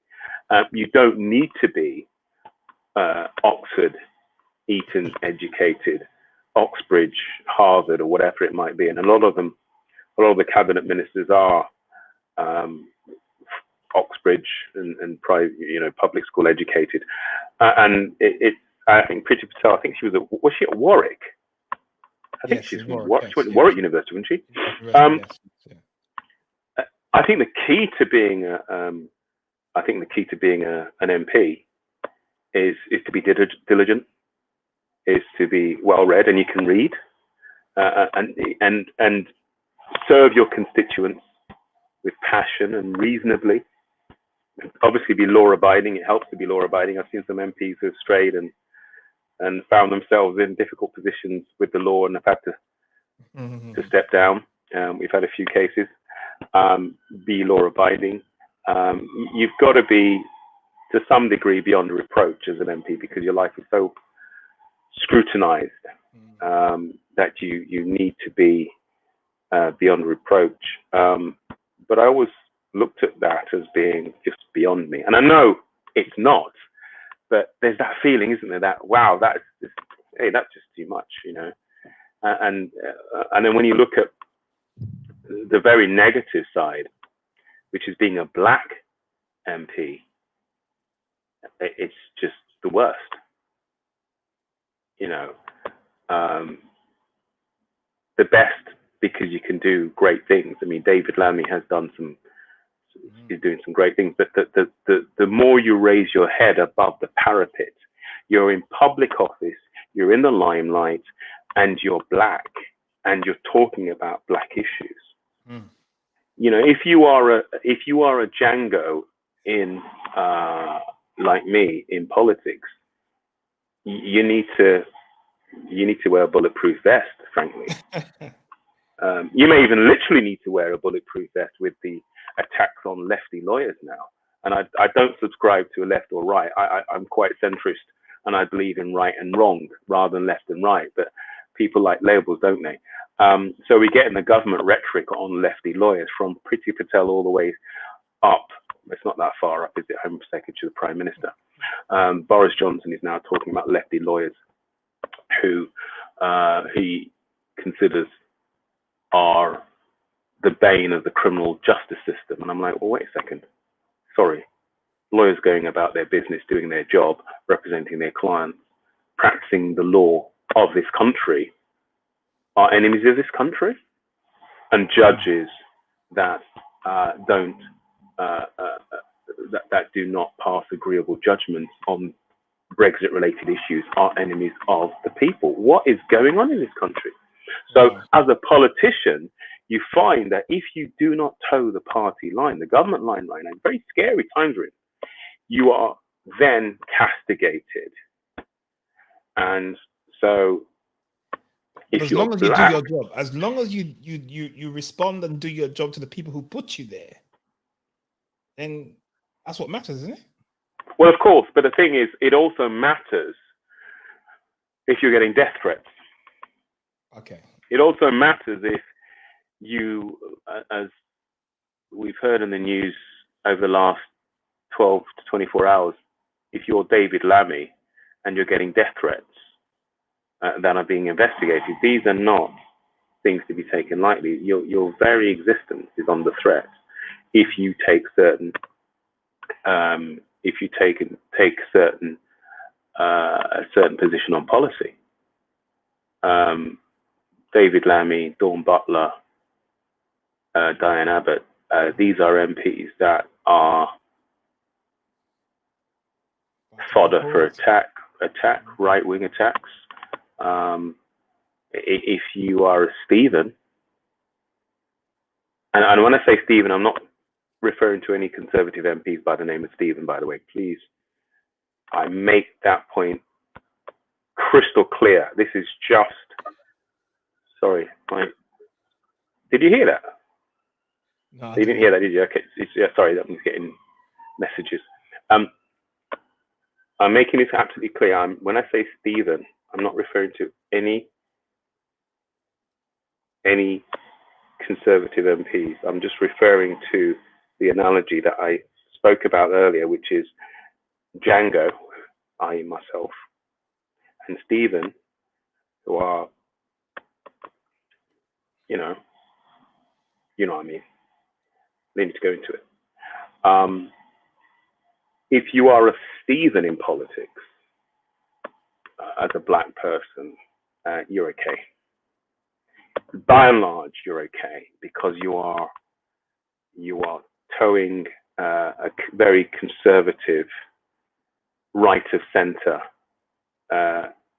line viewpoint, and that's acceptable. If you are Diversity as a dance group, I mean, what Diversity did, I'm pretty sure they got a member called Django. Probably, yeah. That's why they got the complaint. Whereas if they did a Stephen act, something more like, jazz hands and tap dancing and so and so, they probably would have won, although Diversity are not contestants. But I think if you are a Stephen in politics, you're okay. If you're a Django in politics, you're not. Certainly from the personal attacks. But Diversity was one of those groups who toured the country and taught ordinary people to dance.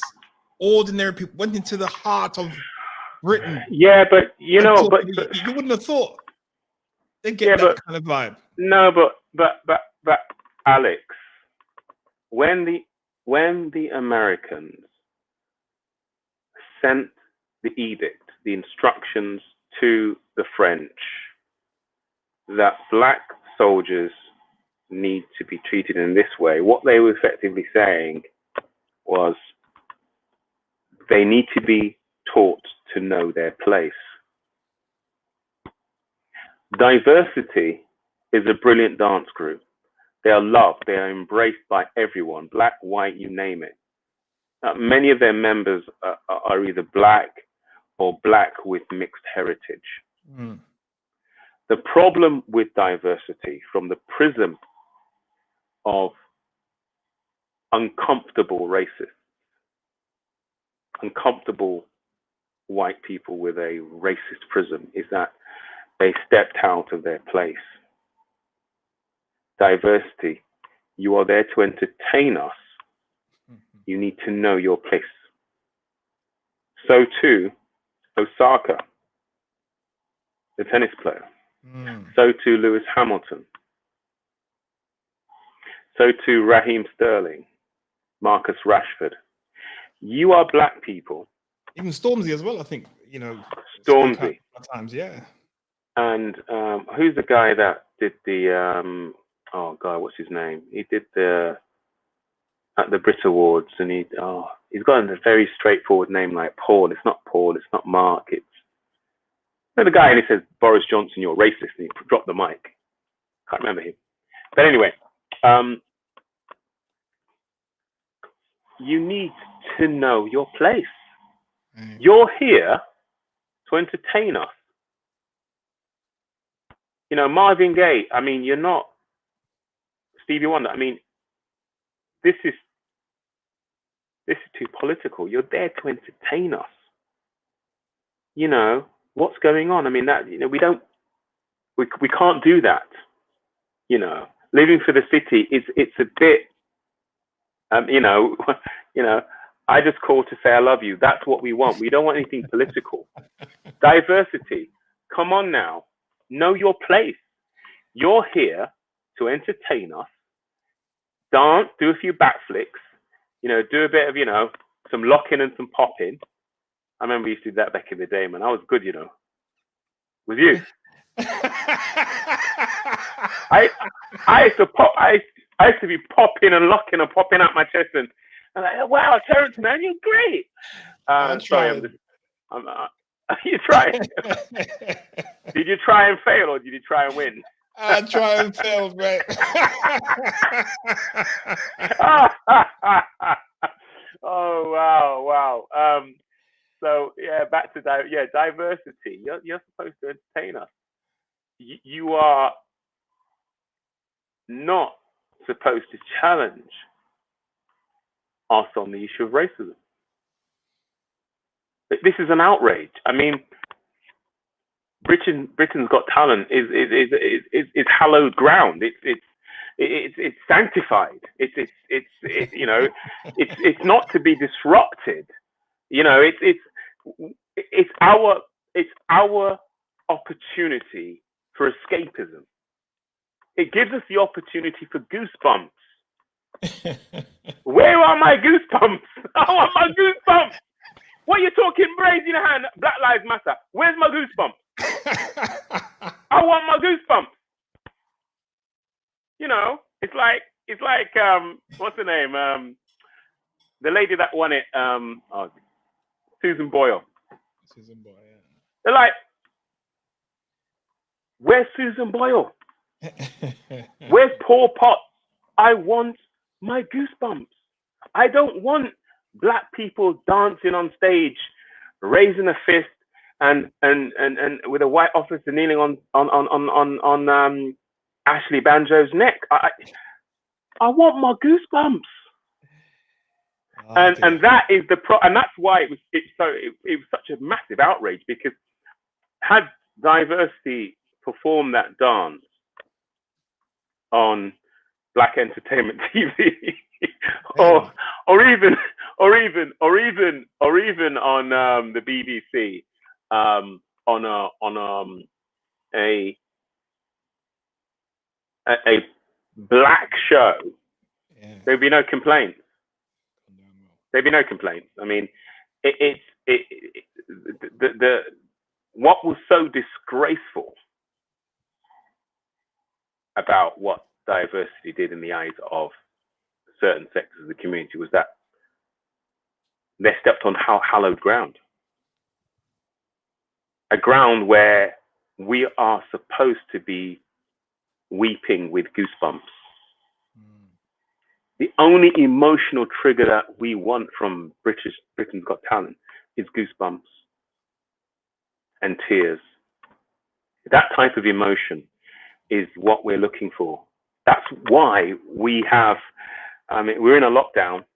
I think we've come out of most of it, but I mean, we're still significantly locked down in terms of restricted. And we have this opportunity to watch our favorite program because we're looking for an emotional fix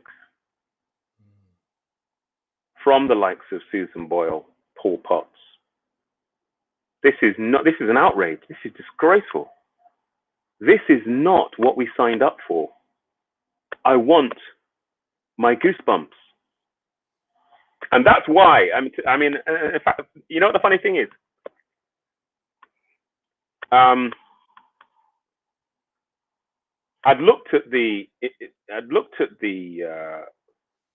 emotional element before, but it's only now that I'm thinking and talking to you that I've actually managed to actually articulate what I actually felt was going on there. Because diversity can do that same dance routine somewhere else, and there's no complaints, because it's a black show, or it's, you know. But Britain's Got Talent has actually become a national treasure.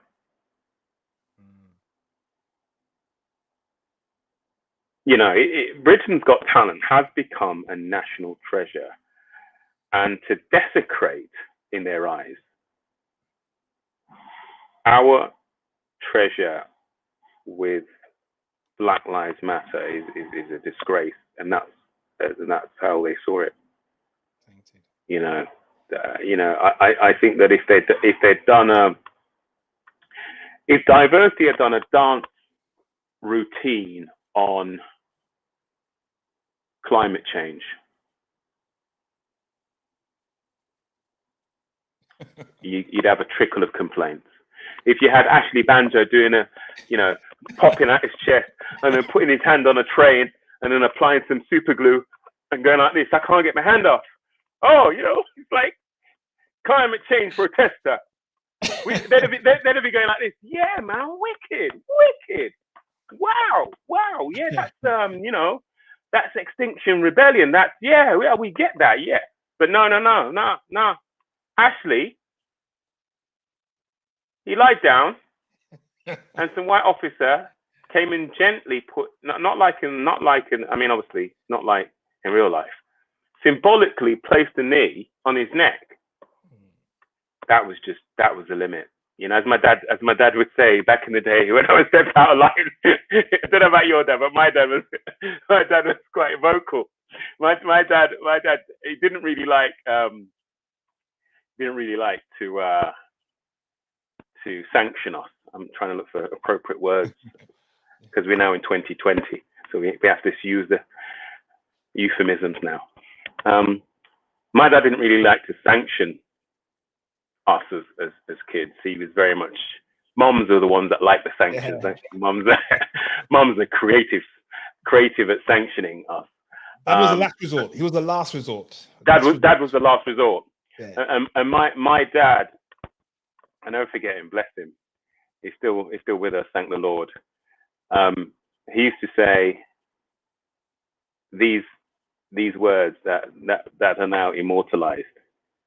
This is the limit. This is the limit. My dad reached his limit. Like, this is it. The sanction is coming. This is the limit. And the people that complained had reached that stage where no, this is the limit. I'm not taking this. Black Lives Matter. Beep, beep, beep. Sorry, that's me beeping out the expletives. We're not taking it. We're not taking it. This is the limit. And we had an unprecedented number of complaints. Incredible. And it really is about, to a large degree, it's about Black people. You have a place. You need to know your place. You need to know your place. And we have to say, we know our place. And it's not there, it's here.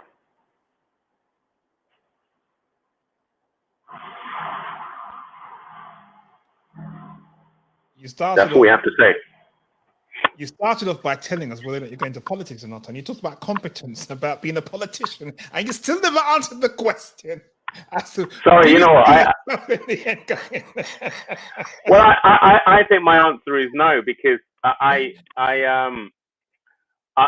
just, you know, I right now my answer is no. I don't see that. I definitely feel an imposter syndrome come over me whenever I think about that. And even though I know that, you know, I've seen the quality out there, and the quality is dynamic. It's vast, wide range. And I think the answer is no. But you know, I'm flattered when people ask me the question. I am flattered because it really does encourage me, not to become a politician, but it just encourages me, because it you know, it's an endorsement, isn't it? But if you look at, no, it's about what they see in you. yeah, I mean, it's an encouragement. If you look at the profile of many politicians, including government ministers, you tend to see that the large number are lawyers. Yeah, that's the base. A large number of lawyers, and there's so many politicians and even ministers on who have been on both sides of the political divide and the political spectrum that I respect a lot. I mean, I see them in action. I mean, take for instance Keir Starmer. And I remember him from his days as the DPP, Director of Public Prosecutions. And look where he is now. Dominic Grieve. I mean, these are people who are brilliant lawyers. I mean, when Keir Starmer took over as leader of the Labour Party, I thought to myself, this guy's boring. It's exactly what we need right now. Yes, we need yes. boring. We don't need Trump. We don't need Boris. We need stability. And if that means boring, you know, sometimes, you know, you get someone say, oh, I don't fancy him. He's boring. No, listen. You want. Okay. You can either have. He's factual. This exciting guy over here, who's going to make your life a hell, living hell, because he's not stable, and he's this, he's that, and he's probably might engage in criminality. Or you can have someone who's a bit boring, but will give you stability and so on. So in this climate where we have leaders, very interesting leaders that make headlines on a day-to-day basis, from Bolsonaro, or I'm not sure that's the correct pronunciation, in Brazil, the Philippines, I can't remember his name either, please excuse me, Donald Trump, Boris Johnson. We have, in politics, globally now, we have leaders that are far from boring. And look what we've got. Far from boring, and they're all men. Far from boring, and I consider them to be dangerous.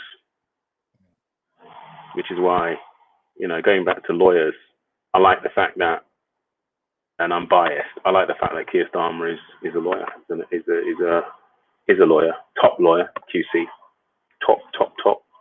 And in fact, the two candidates for the in the leadership race for the Labour Party were both lawyers.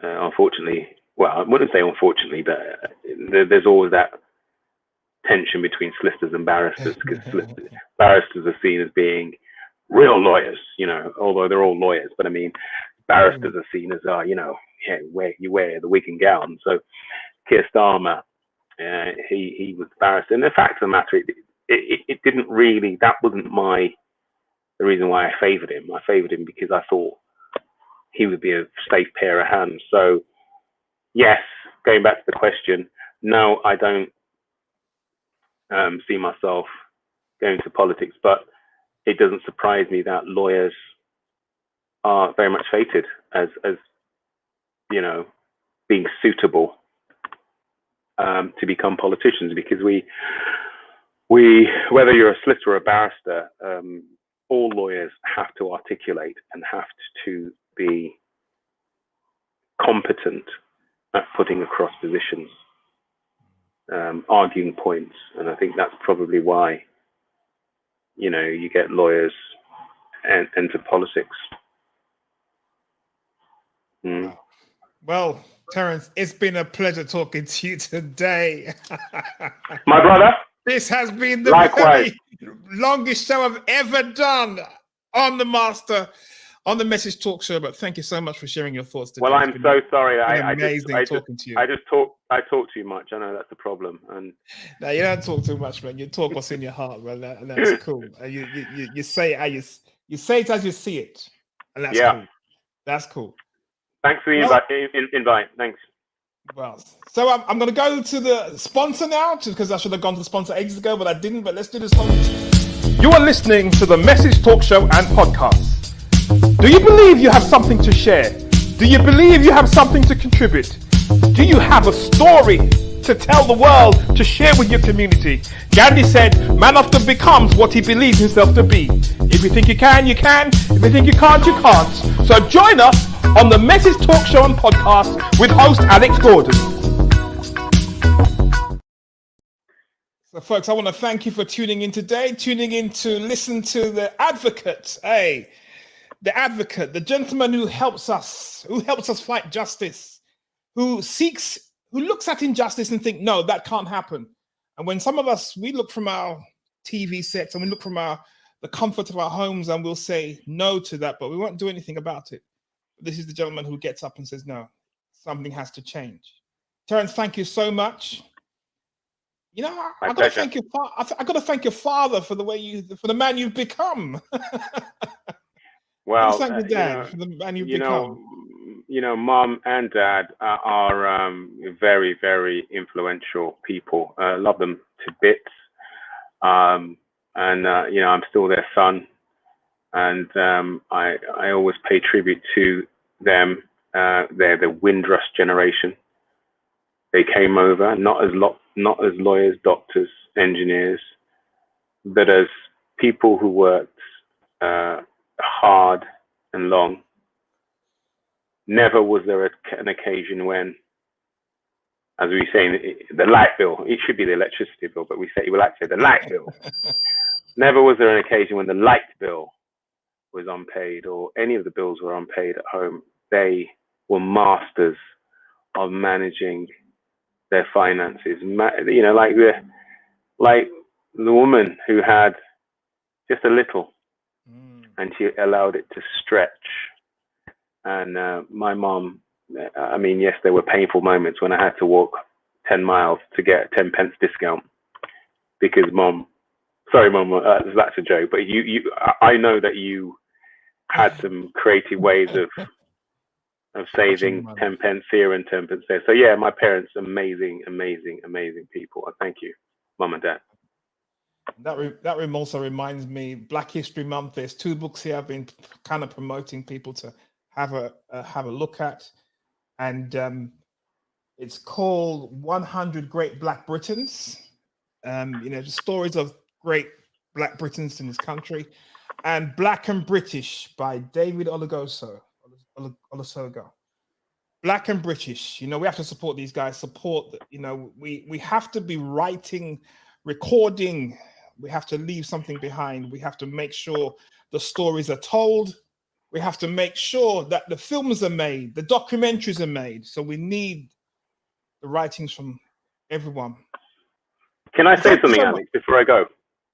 Go on. Is there something I can say just before we go? And I think we mentioned it before we went on air. I was touched, and so were you, to find that Dr. Lysite, yes, and a big shout out to Leon Brown for WhatsApping me this message just before the show. Dr. Lysite is listed as number 2 of the great Black Britons. Number 2, joint number 2, Reverend Dr. Lysite, the founder of the New Testament Church of God, is down as number 2. Very, very, and you know, honored to have known the man. Honored to have known him. Honored to have been, you know, member of the organization, the church, and yeah, what a fitting tribute. Honored to be been part of the movement. The movement. It secured the early years of our lives. It gave us focus. It gave us direction. It gave us the ambitions and drove us to where we are today. True. Thank you. All right. Thank you, folks. And I'll see you next Thursday, 11 o'clock on the Message Talk Show.